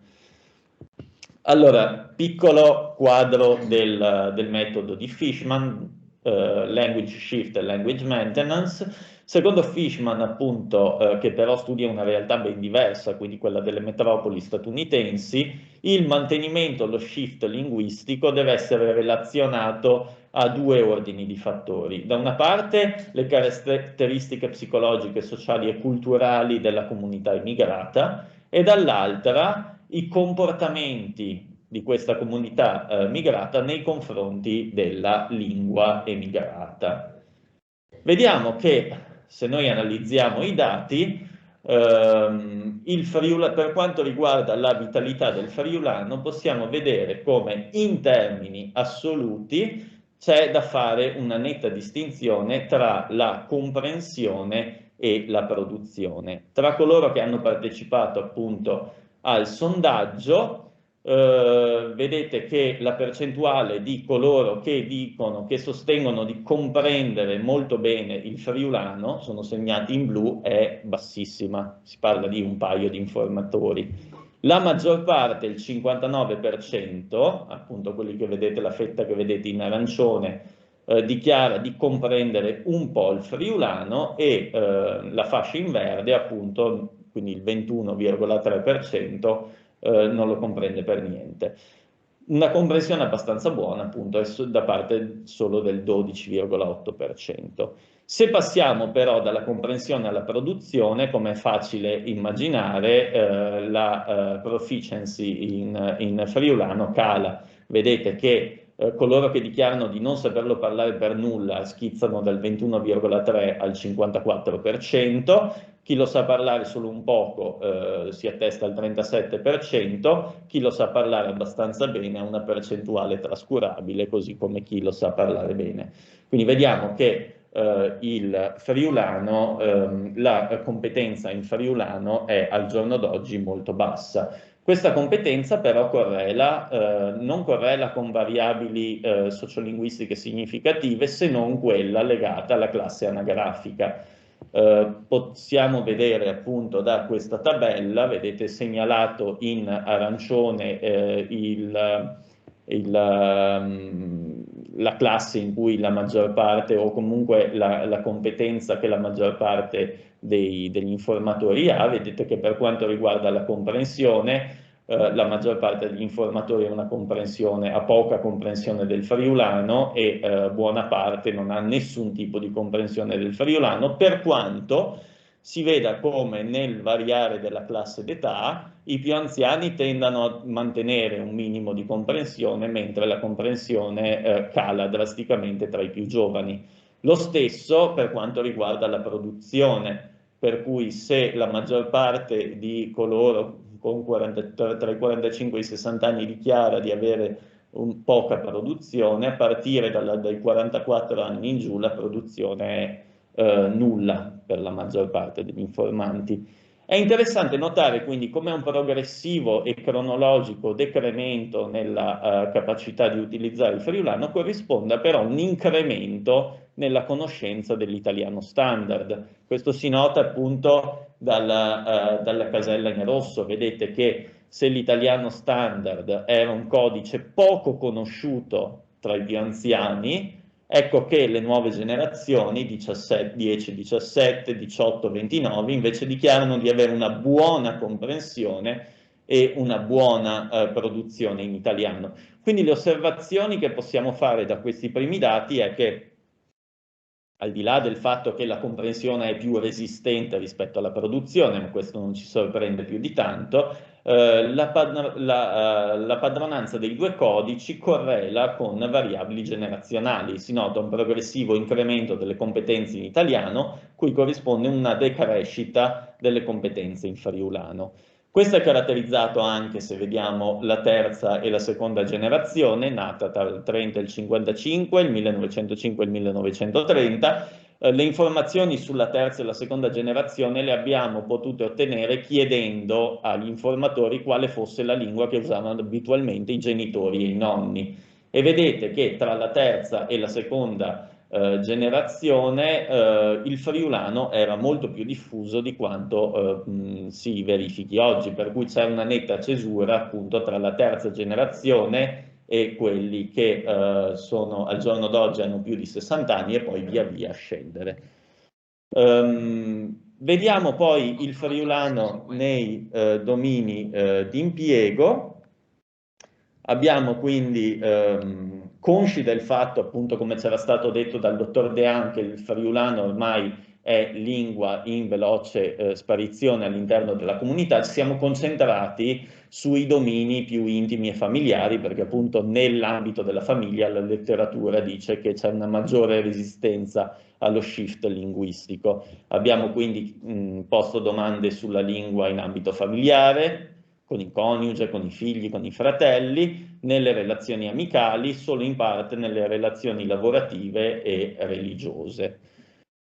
Ne è emersa quella che Fishman, o abbiamo costruito quella che Fishman chiama poi la configurazione di dominanza, quindi abbiamo guardato come si correlano e quali sono i codici generalmente presenti nei vari domini, sia per quanto riguarda la comprensione, sia per quanto riguarda la produzione.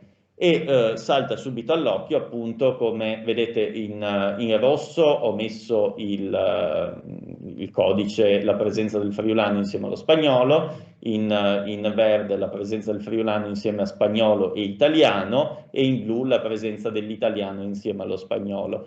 Tra parentesi sono indicate quei domini in cui una lingua è presente ma per meno del 25% degli intervistati.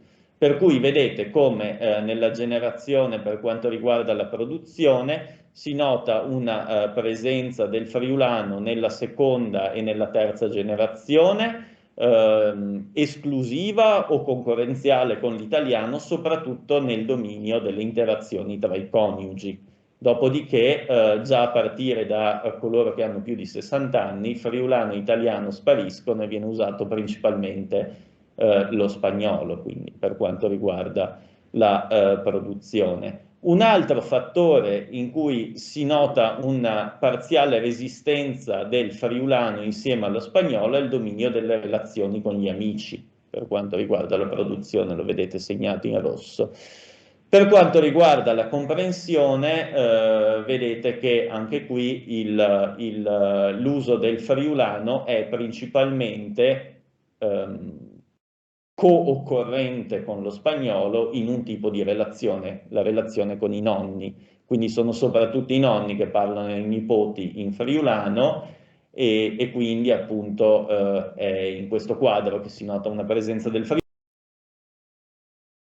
che però non corrisponde a una produzione, perché nella produzione con i nonni, vedete, già a partire dalla generazione 45-60 domina lo spagnolo. Vediamo quindi, questa è la situazione quindi per quanto riguarda i domini, c'è una progressiva sparizione dello spagnolo da tutti i domini, cui non corrisponde però un incremento dell'italiano in alcuni domini, per cui il friulano sparisce, l'italiano non prende il posto del friulano nei domini e il repertorio tende a diventare solo ispanofono, solo spagnolo. Vediamo una caratteristica della comunità che può spiegare insomma, questa situazione linguistica. Fishman dice che centrale per capire lo shift o il mantenimento sono le caratteristiche psicologiche, sociali e culturali della comunità. Ecco che però Fishman non esprime chiaramente quali siano queste caratteristiche che possono influenzare il mantenimento o la perdita linguistica. Spulciando la letteratura noi abbiamo trovato 4 tipologie di caratteristiche principali. Allora, le variabili legate alla geografia e alla società della comunità, le variabili legate allo status della comunità, queste sono ritenute fondamentali per l'ethno-linguistic vitality, le variabili legate ai fattori demografici e al supporto istituzionale che la lingua riceve. Vediamo come si posiziona il friulano di Avellaneda in relazione a queste variabili. Allora, per quanto riguarda le caratteristiche storiche, geografiche e sociali della comunità, l'epoca di migrazione è antica e questo tenderebbe a sfavorire il mantenimento linguistico. Una comunità che emigra anticamente ha più possibilità di perdere nel breve tempo la lingua. Il tasso di isolamento sociogeografico poi gioca un ruolo fondamentale. Avellaneda è stata parzialmente isolata per lungo tempo, almeno fino al 1968, quando è stata costruita, asfaltata in realtà la Ruta Nazionale 11 che ha collegato Avellaneda alle altre località urbane argentine. E appunto un altro fattore, un'altra variabile che invece porta al mantenimento linguistico è la compattezza della comunità, e da questo punto di vista Avejaneda è una comunità molto compatta, è una comunità in cui è stata fondata esclusivamente da italiani, in cui il tasso di emigrazione all'interno della comunità è minimo. Si nota una prova del fatto che sia genuinamente ancora friulana è data dalla consultazione dei cognomi degli assessori, che sono tutti riconducibili all'area friulana o trentina. Caratteristiche psicologiche legate allo status della comunità, innanzitutto status economico, quindi il peso relativo della comunità rispetto al paese ospite, come altre comunità italiane, quella di Colonia Carogia di cui parlava il professor Finco, anche Avejaneda, anche i friulani di Avejaneda, gli italiani di Avejaneda hanno portato con sé nuove tecniche agricole, vitivinicole, quindi lo status economico non era esclusivamente quello di semplici contadini, ma comunque c'era anche una specializzazione.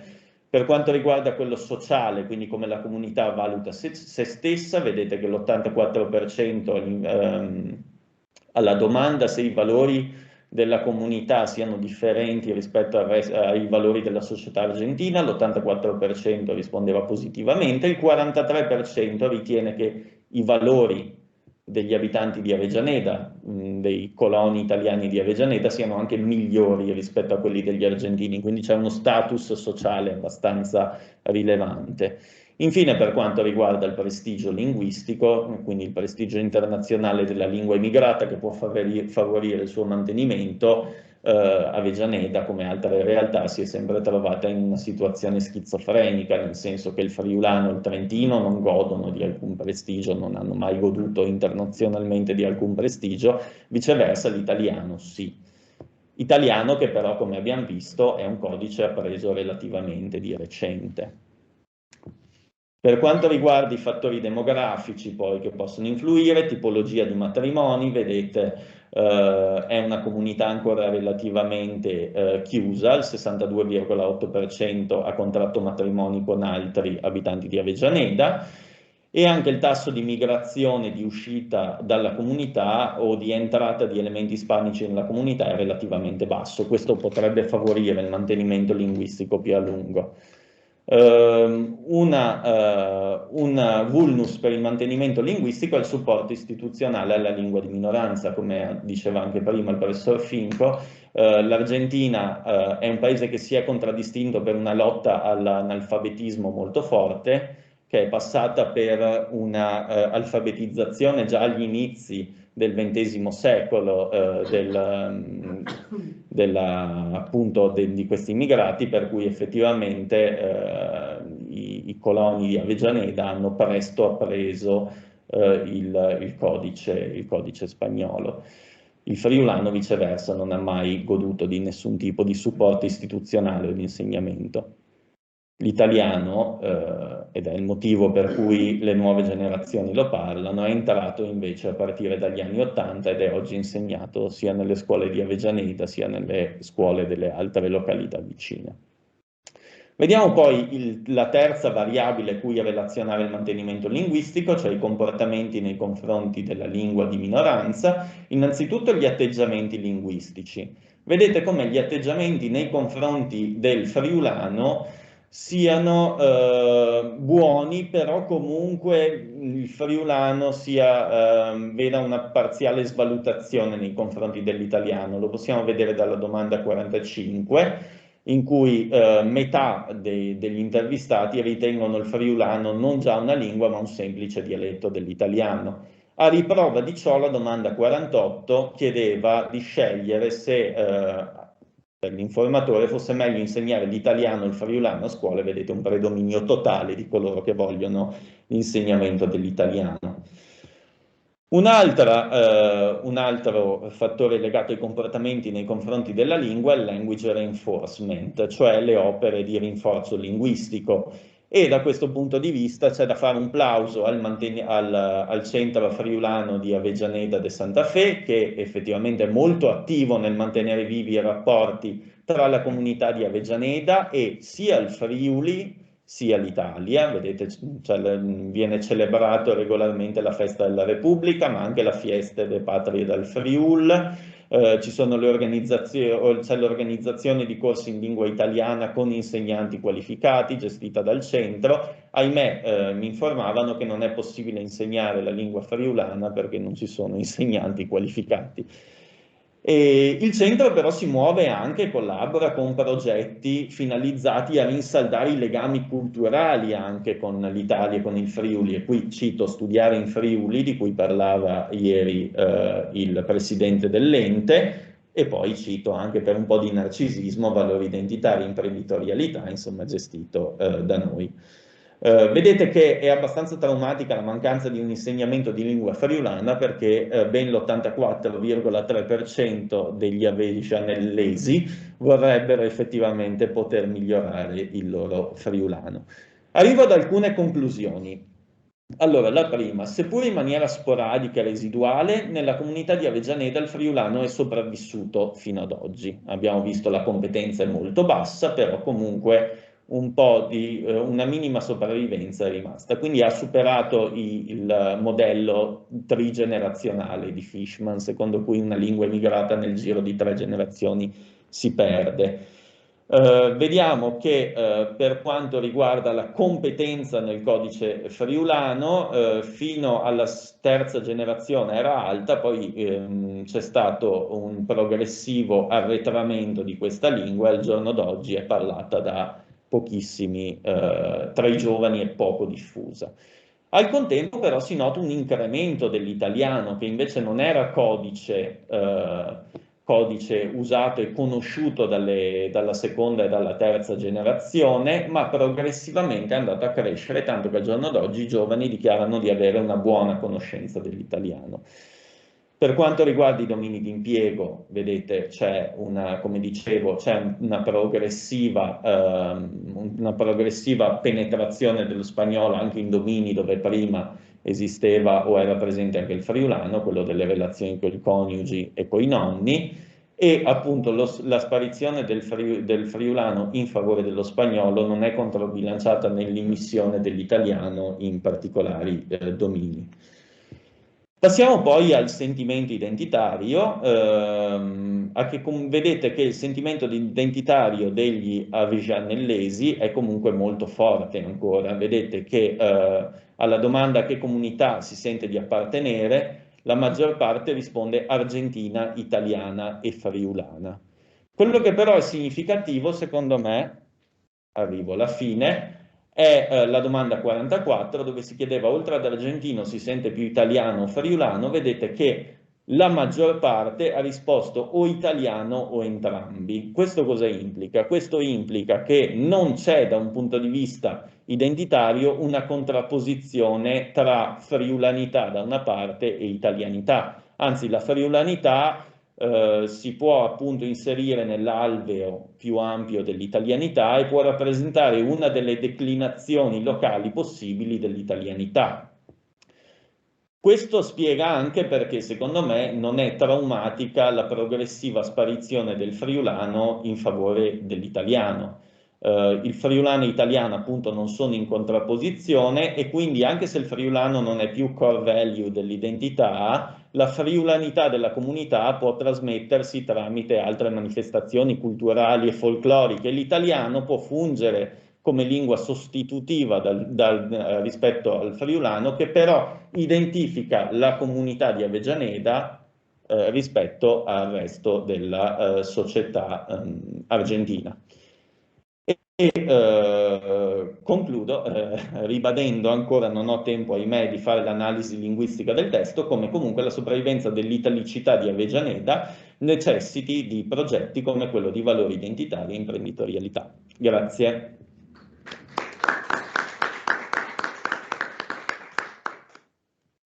Grazie a Francesco Zuin. Apriamo la discussione, abbiamo 5 minuti abbondanti per domande. Inizia Finco, prego. Grazie Francesco per questa molto soddisfacente per quanto mi riguarda, anche perché ha sostanziato di dati, di cifre, anche se magari solo sul caso di Avellaneda, però diciamo sostanzialmente credo che si possano estendere, che forse a Colonia Carogia c'è giusto un po' meglio la situazione, ma il trend è quello. Volevo sapere da un punto di vista della raccolta dei dati, un po' legandomi a quanto Carmelo diceva ieri, se è stato indagato anche l'uso dei social o comunque dei media, dove c'è qualche segnale da Colonia Carogia di più, dove diciamo c'è una presenza friulana anche nelle giovani generazioni che utilizzano questi mezzi. Non so se avete indagato, e sarebbe bello poter fare la stessa indagine anche a Colonia Carogia, con lo stesso, chissà se Mariano o il suo corrispettivo carogense possa fare una cosa del genere. Grazie ancora.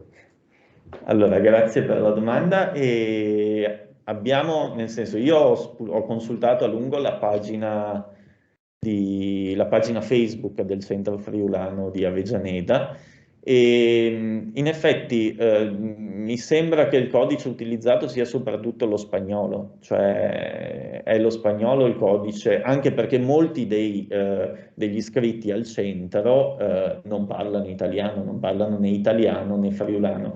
Il friulano e l'italiano emergono con parole bandiera. Quindi mandi è una parola che viene utilizzata, viene inserita spesso comunque negli scambi in spagnolo, così come nestris paris, insomma ci sono alcune espressioni idiomatiche, alcune parole bandiera che vengono utilizzate, che si trovano nei social, però per il resto mi sento di poter dire che per il 90% la pagina è in spagnolo. Certo, poi vengono pubblicizzate le locandine della Festa della Repubblica, in cui magari c'è qualche parola, 100 anni che siamo qui, qualche frase in italiano o in friulano, però le interazioni all'interno del gruppo sono esclusivamente in spagnolo. Piccola precisazione, sì, anch'io penso che a Colonia Carogia la situazione sia molto differente, perché Avellaneda ha avuto negli anni 80 un rapido sviluppo industriale. Mi raccontava Mariano che invece non c'è stato Colonia Carogia, che è ancora fondamentalmente agricola, e quindi per le variabili individuate in letteratura, appunto l'industrializzazione con la conseguente immigrazione di etnico spagnolo nella comunità è uno dei fattori che può portare a un più rapido shift linguistico. Prego.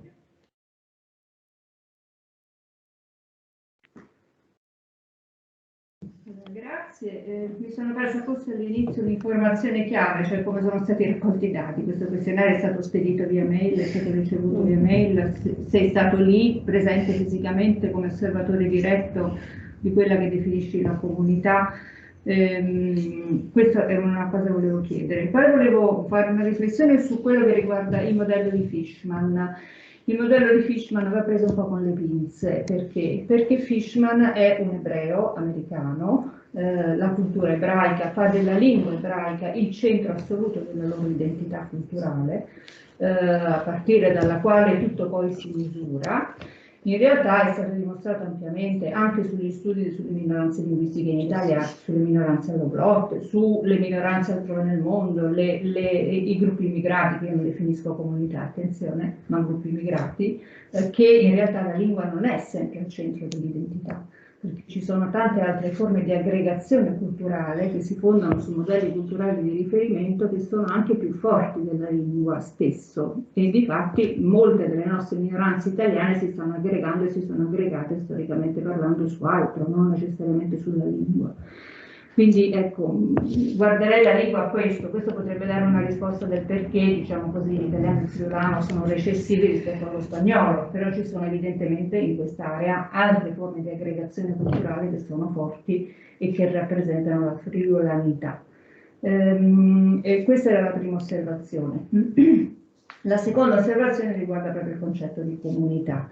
Io invito sempre tutti a leggere Contro l'identità di Francesco Remotti, che è un saggio fondamentale per comprendere come l'identità è una, diciamo così, perdonatemi la forza di quello che sto dicendo, una invenzione scientifica del Novecento, perché le persone si aggregano culturalmente su comunità che sono variabilmente orientate a seconda del contesto nel quale le persone si trovano, ovvero anche queste società che raccolgono, diciamo, gruppi immigrati così consistenti e così importanti, vedono individui che non sono sempre friulani, sono friulani quando frequentano l'associazione, quando riscoprono delle relazioni con il Friuli, quando hanno delle attività congiunte con associazioni friulane, ma sono di fatto anche cittadini argentini, se lavorano in banca con i loro colleghi argentini, se insegnano all'università, se sono insegnanti della scuola, quindi l'identità viene costantemente determinata dal contesto nel quale ci si trova.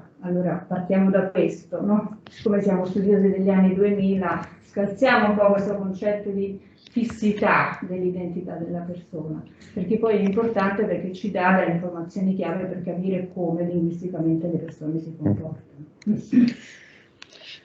Sì, grazie. Rispondo velocemente. Sì, l'immunità è un po' l'immunità, lapsus. L'identità è un po' una matriosca e questo poi viene confermato dal fatto che appunto alla domanda 44 la maggior parte dichiarava di sentirsi argentina, italiana e friulana, per cui e molti dichiaravano, alcuni dichiaravano anche di sentirsi esclusivamente argentini, per cui è verissimo quello che dice lei. Per quanto riguarda la lingua è altrettanto vero ed è secondo me quello che sta succedendo, cioè la cosa significativa, cioè il friulano non è più sentito come tratto necessario per caratterizzare identitariamente il gruppo. Può sopperire l'italiano, ma può anche non essere così, cioè ci sono molti che hanno risposto al questionario, che sono iscritti e quindi partecipano alle attività del Fogolar, che non parlano più, non hanno appreso l'italiano e non parlano il friulano, quindi è appunto non è più un core value la lingua, è stata derubricata, cioè sono altri i fattori che legano la comunità alla friulanità. Non so, le manifestazioni culturali, il ballo tipico e via dicendo, però è assolutamente corretto. Allora, un'altra brevissima domanda. Prego, Patrizia Gordina.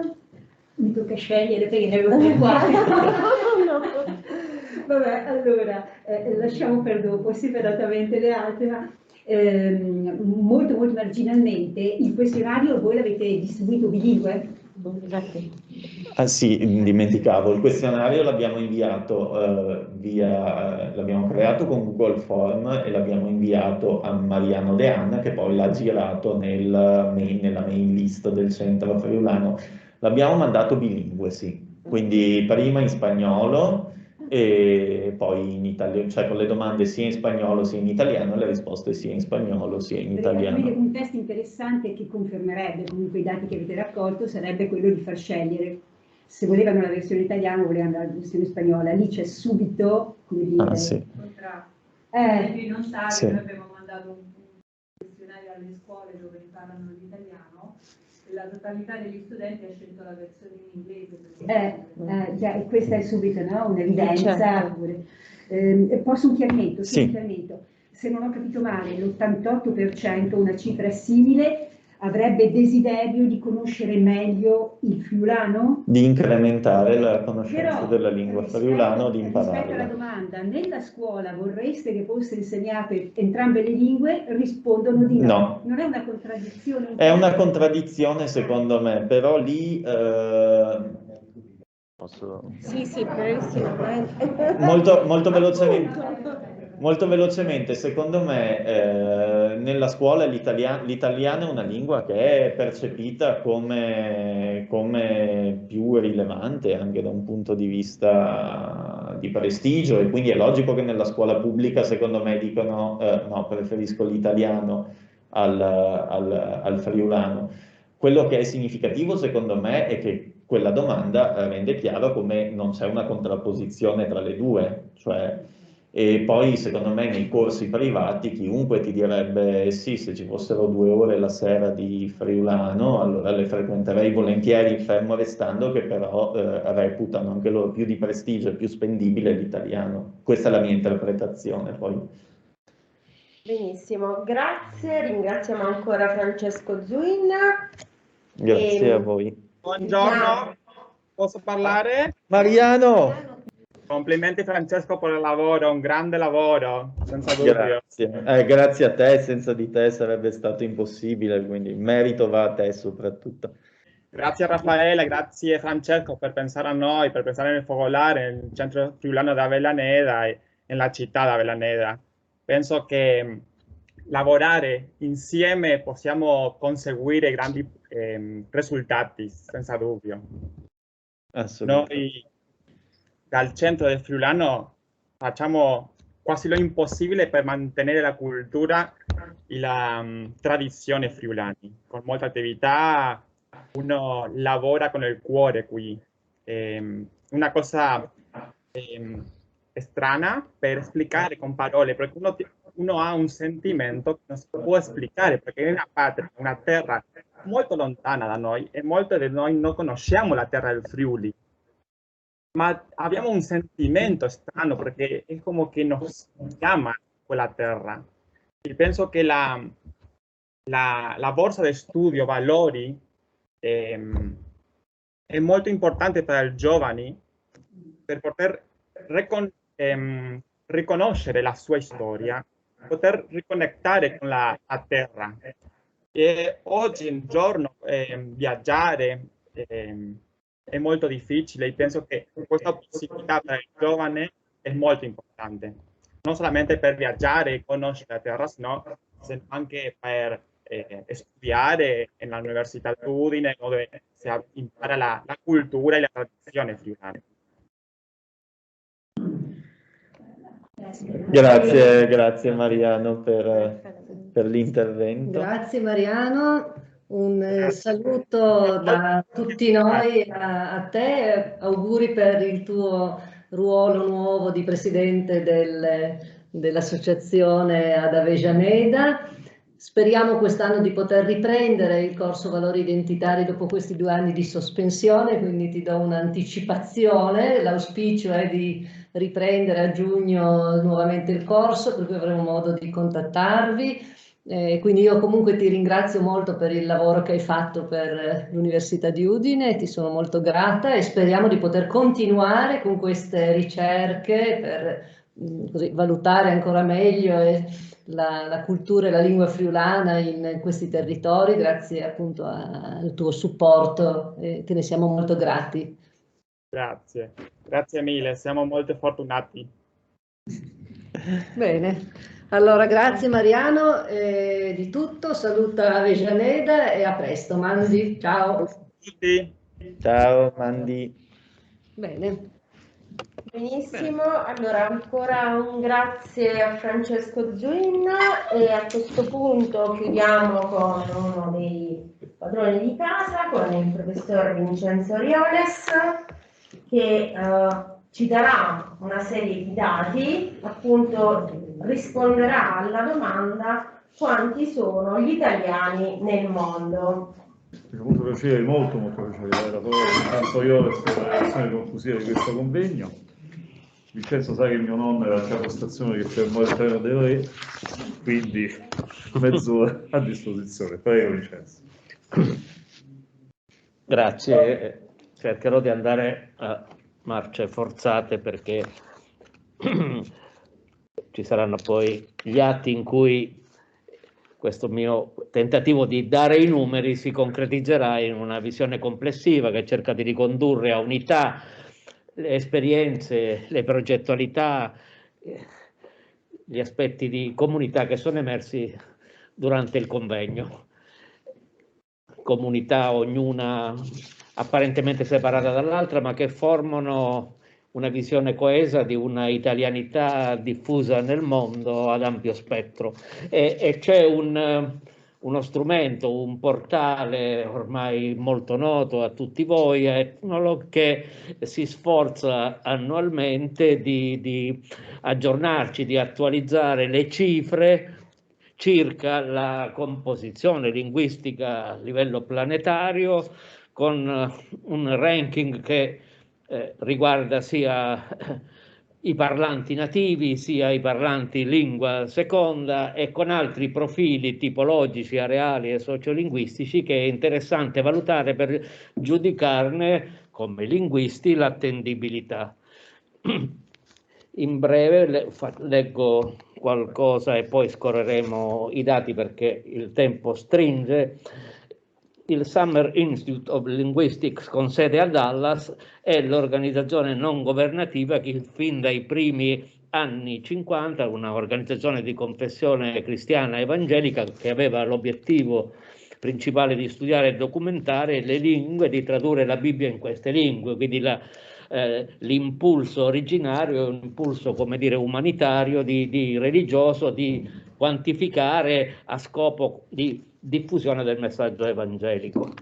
Sebbene abbia impiegato un grosso sforzo per la classificazione, il portale ha la tendenza a volte di andare arbitrariamente contro le comuni classificazioni e le consolidate teorie linguistiche, spesso contro la sensibilità delle stesse comunità, come mi hanno riferito testimonianze di appartenenti a determinate comunità, e riconoscere ad esempio lingue separate dove ci sono soltanto varietà di una stessa lingua, o viceversa considerare un'unica entità, in un'unica entità varietà piuttosto diverse tra di loro.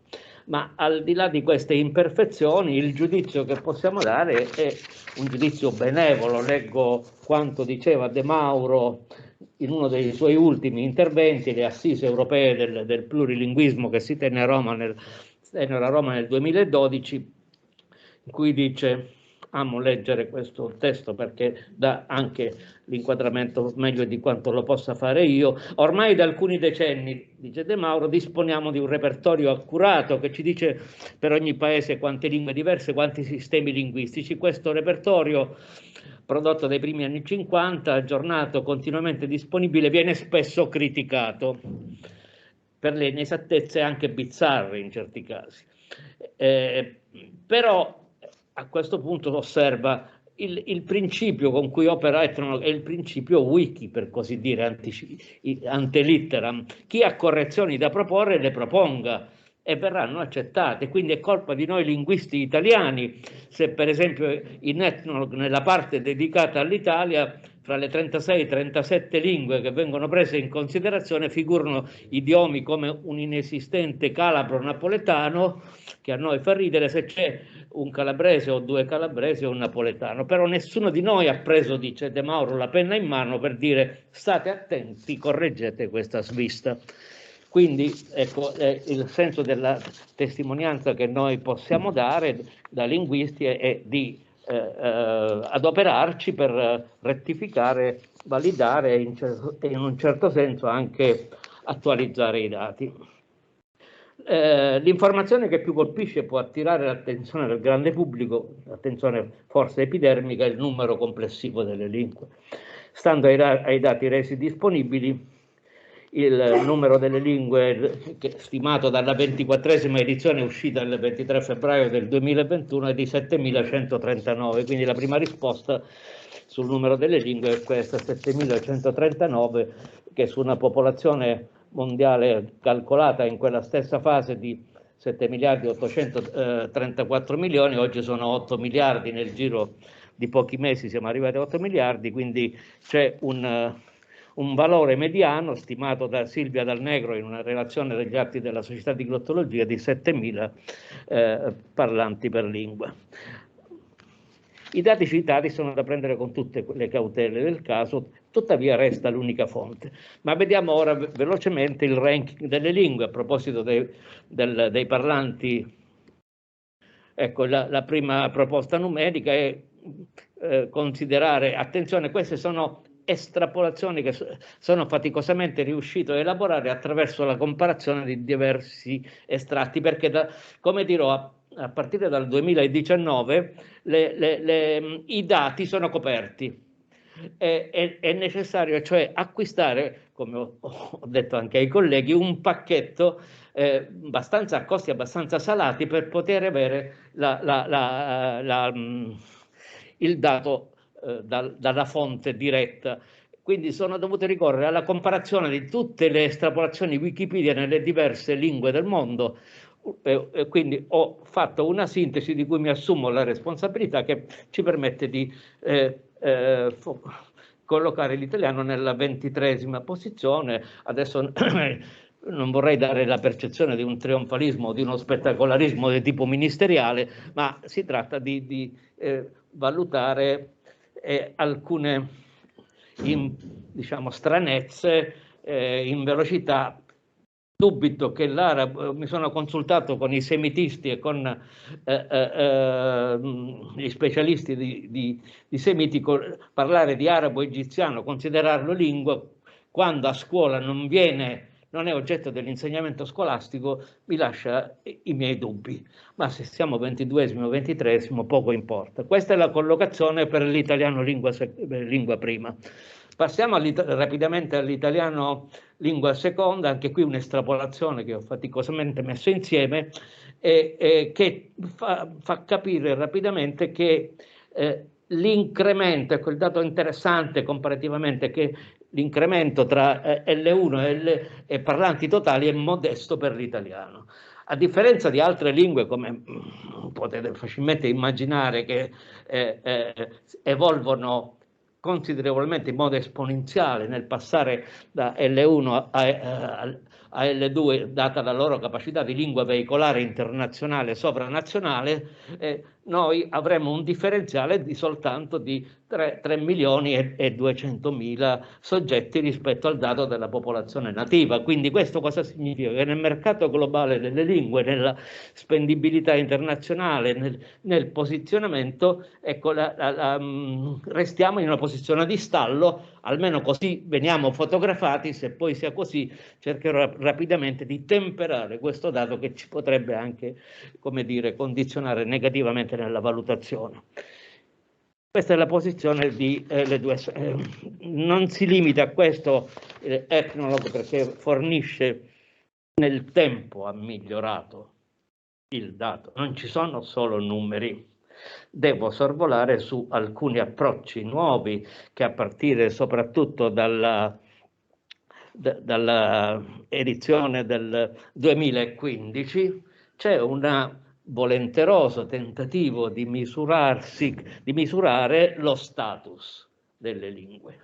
A partire dall'edizione del 2015 si cerca di, attraverso i ben noti criteri Fishman elaborato dall'UNESCO e da Simons e Griffiths nel 2010, di misurare la vulnerabilità, di misurare lo status attraverso la cosiddetta, dico l'acronimo EGID Scale, Expanded Graded Intergenerational Disruption Scale, e quindi si cerca di dare una valutazione del language status, poi dell'enlargement, della vulnerabilità, e interessante, ultimissime edizioni, anche il cosiddetto development, cioè quello che viene attribuito diciamo, il grado di standardizzazione, di grafizzazione, di modernizzazione, e c'è un tentativo di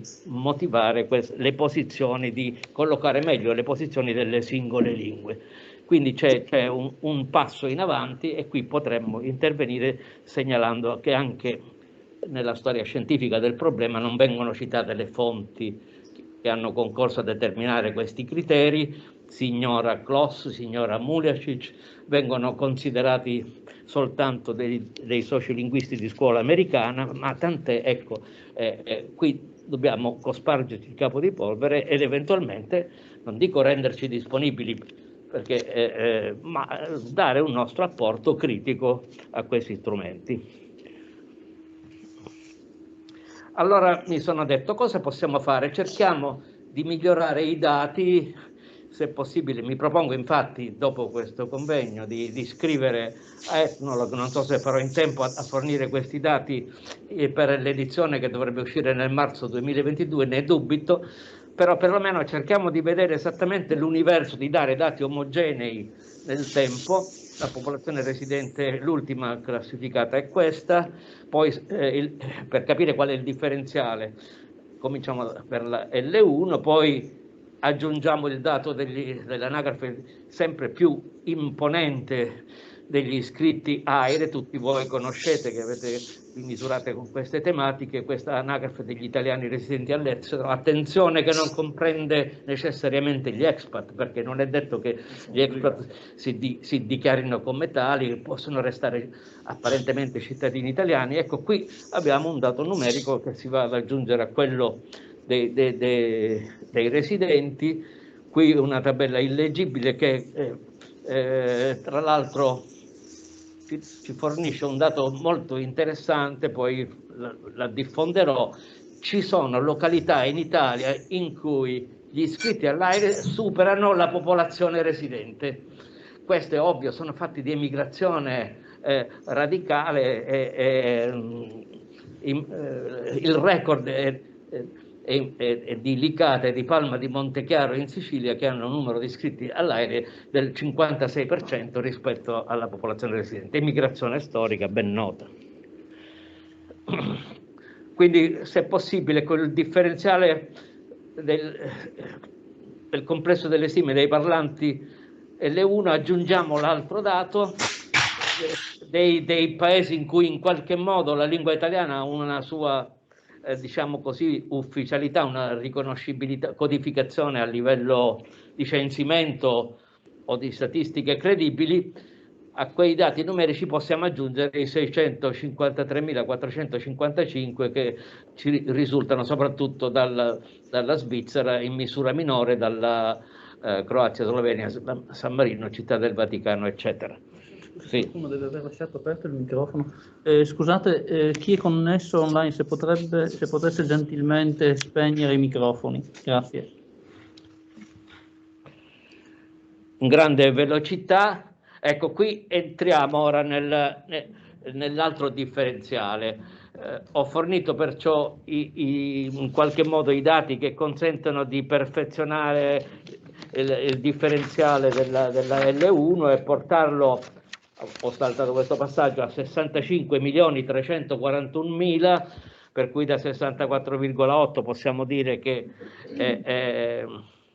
cioè, possiamo far valere un discreto incremento. E qui entriamo ora nel problema più delicato, nevralgico, di misurare il grado di competenza della lingua italiana dell'universo che ci avete esposto nelle vostre belle relazioni.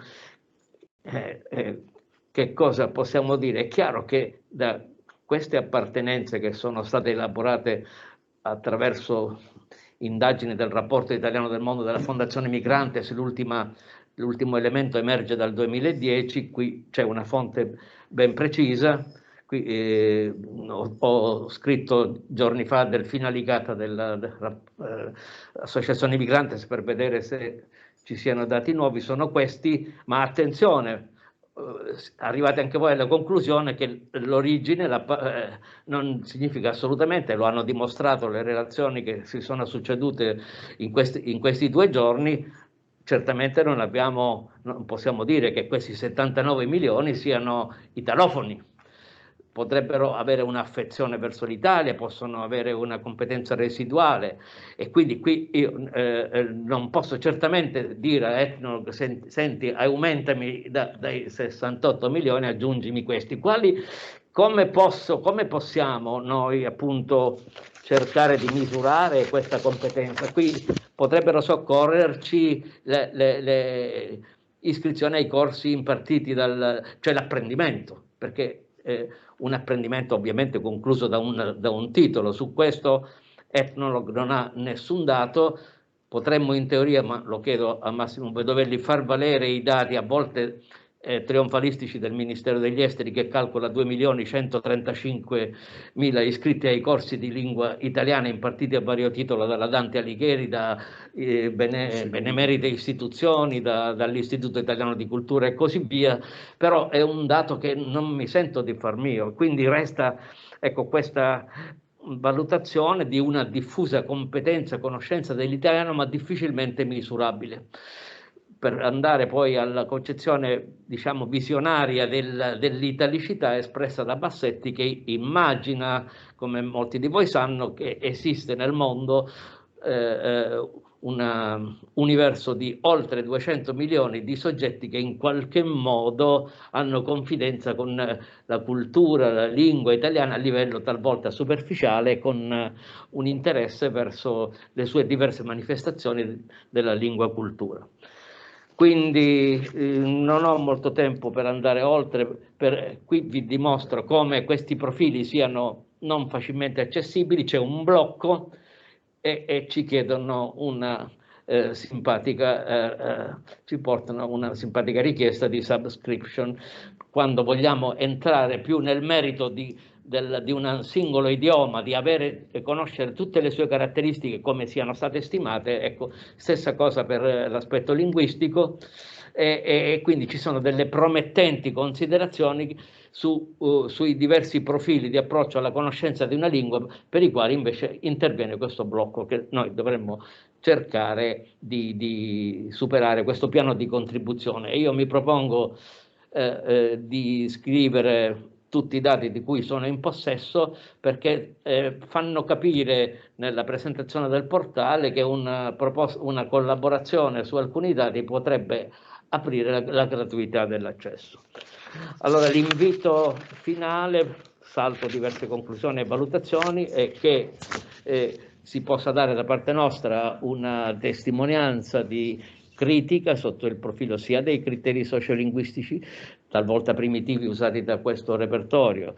La parte più debole è quella della composizione linguistica dei singoli idiomi. Per l'italiano vengono considerati, per l'Italia vengono considerate 37 varietà definite secondo criteri che assolutamente estranei ai nostri profili di approccio dialettologici e minoritari. Lascio perdere le denominazioni glottonimiche che sono assolutamente fantasiose, come nel caso della categoria del retico, che viene utilizzata con molta predilezione verso ladino e friulano, sempre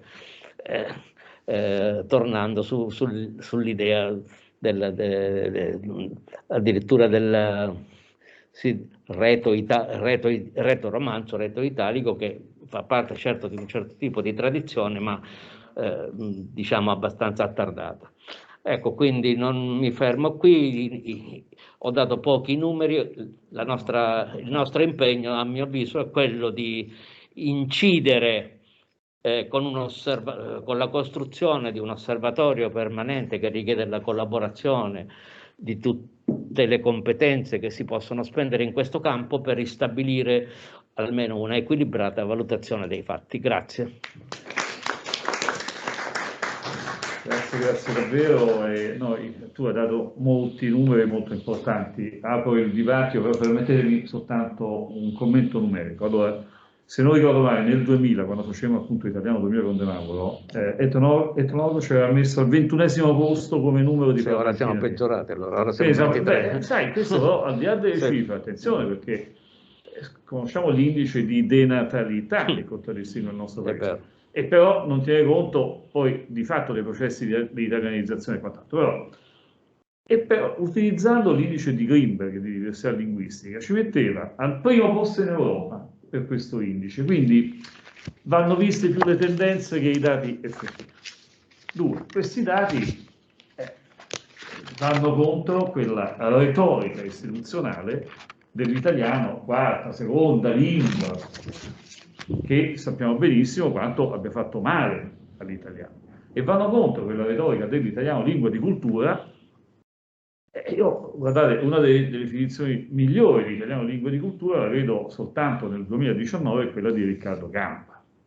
E lingua e di cultura è quella lingua che dà alle altre lingue culture un apporto. Allora questo apporto va a misurare con gli italianismi, con le traduzioni fatte nelle altre... Allora, signori, non abbiamo un repertorio delle traduzioni delle opere italiane nel mondo, salvo Pinocchio, Machiavelli, e questa è una lingua di cultura, questa è l'azione istituzionale. Quei dati, anche se imprecisi, ci dicono qualcosa, ci dicono di un'esigenza che abbiamo e della necessità che la conoscenza scientifica risponda a questa esigenza. Ha ragione di nuovo Barbara quando dice dobbiamo andare a vedere i contesti. Allora, le cifre precise le abbiamo esaminando le indagini di singoli contesti, per esempio Nord America, i dati del rapporto MLA, della Modern Language Association. Ci dice che nel giro di pochi anni noi siamo scesi dalla quinta, sesta posizione quanto al numero di iscritti ai corsi delle istituzioni formative nordamericane, ormai siamo dietro il giapponese, forse ci supera addirittura il latino, se non ricordo male. Allora, bisogna andare a vedere nelle singole aree, cercare di proiettare quei dati un po' più ampiamente. Certo, una visione affidabile a livello su scala globale, penso attualmente non abbiamo gli strumenti per poter vedere. Complimenti comunque, grazie davvero per quello che ci ha dato. Barbara, prego. Volevo confortare Enzo perché se vuole utilizzare il Cronolog gratuitamente, semplicemente si registra come esperto che fornisce indicazioni, fornisce dati e quindi solo come potenzialità, anche se non... Devi subire il vaglio comunque dei linguisti americani, se ti giudicano uno studioso attendibile non paghi l'iscrizione al Cronolog e accedi. Grazie. No, volevo dire che questi dati spesso confondono la cittadinanza italiana con l'italofonia, sono due numeri e due capitali demografici diversi, perché negli iscritti all'AIRE e chiunque sia cittadino italiano e vive per un periodo superiore a 6 mesi fuori dall'Italia è obbligato a iscriversi all'AIRE. Le cifre dell'AIRE nascondono cittadini italiani che non sono italofoni. Avete parlato tanto dell'Argentina, circa il 70% di coloro che hanno utilizzato questo canale per ottenere ex novo o riottenere la cittadinanza italiana e sono in Argentina non sono italofoni, quindi sono iscritti all'AIRE ma non sono italofoni. Gli unici che a mio parere hanno contato in modo piuttosto attendibile gli italofoni nel mondo sono coloro che della Conferenza Episcopale Italiana si sono occupati di contare quanti sono i fedeli che partecipano alle celebrazioni in italiano nelle varie parrocchie nel mondo. E lo hanno fatto nei primi anni 2000. Il grafico c'era ancora qualche mese fa sul sito della Conferenza Episcopale Italiana. Io l'avevo raccolto nel mio libro, quello che ho pubblicato nel 2005, e loro avevano contato circa 26 milioni di fedeli nel mondo che seguono la messa in italiano. Questo secondo me è l'unico dato attendibile sull'italofonia, gli altri sono assolutamente inattendibili, no? Perché seguire a scuola un corso di italiano non significa essere italofoni. Grazie. Grazie, altri interventi? Prego Vincenzo. Bene, non a caso le organizzazioni religiose sono accomunate da questo intendimento di acquisizione dati. Ho detto appunto che lo stesso Ethnologue ha questo marchio di origine. Il numero degli oriundi che ho dato nasce sia dalla Fondazione Migrantes ma anche da una benemerita associazione missionaria che sono gli Scalabriniani, che a suo tempo fornirono i primi dati sugli 80 milioni che ho dato con beneficio di inventario. Quindi accolgo volentieri questo suggerimento della CEI, accolgo relativo alla CEI, cercherò di acquisire dati più precisi e se avete qualche altro intervento da qui alla data. Quando è che dobbiamo presentare gli atti? Ieri?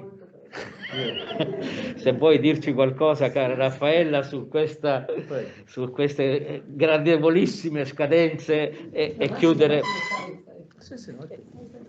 E così ti passiamo la staffetta per poter darci un segnale di benevolenza. Grazie. Bene, allora colgo l'occasione per ringraziare tutti, anche Carmela che sta partendo. grazie davvero per essere stati qui con noi. Io non Questo sto per partendo. noi forse il primo incontro, il primo convegno in presenza dopo 2 anni di online, quindi grazie per essere stati qui, per i vostri lavori e interventi. E qui arrivo appunto a ringraziare quanti hanno già mandato il testo per la pubblicazione degli atti. Non guardo nessuno, così non... E vi chiedo appunto per cortesia di mandarcelo ASAP, se possibile, per poter poi procedere con la pubblicazione. I miei ringraziamenti vanno anche ai colleghi che erano presentato i materiali didattici, che hanno collaborato in questi anni alla costruzione di questo portale. E un grazie va a Mariano Dean, che avevamo invitato al convegno e che gentilmente poi si è collegato. Mariano Dean è stato un nostro allievo al corso Valori Identitari e adesso appunto in questo suo nuovo ruolo ha collaborato, e speriamo appunto che questa collaborazione possa continuare con altre attività di ricerca. Grazie poi ai colleghi udinesi che si sono dati da fare in questi mesi per l'organizzazione del convegno, e un ringraziamento va ai dottorandi, a Manuela Di Destri che ha lavorato con noi in questi giorni. Grazie Manuela, grazie anche a Fernando che vedo qui con noi al convegno. Insomma io continuo a ringraziarvi, perché è stato molto bello, mi è piaciuto avere il Massimo Vedovelli con cui è partita tutta questa avventura, e chiudere appunto con il professor Orioles che è stato l'ideatore poi di Valori Identitari e Imprenditorialità. Quindi non dico altro, un abbraccio a tutti e adesso andiamo a brindare. Grazie Raffaella. Grazie.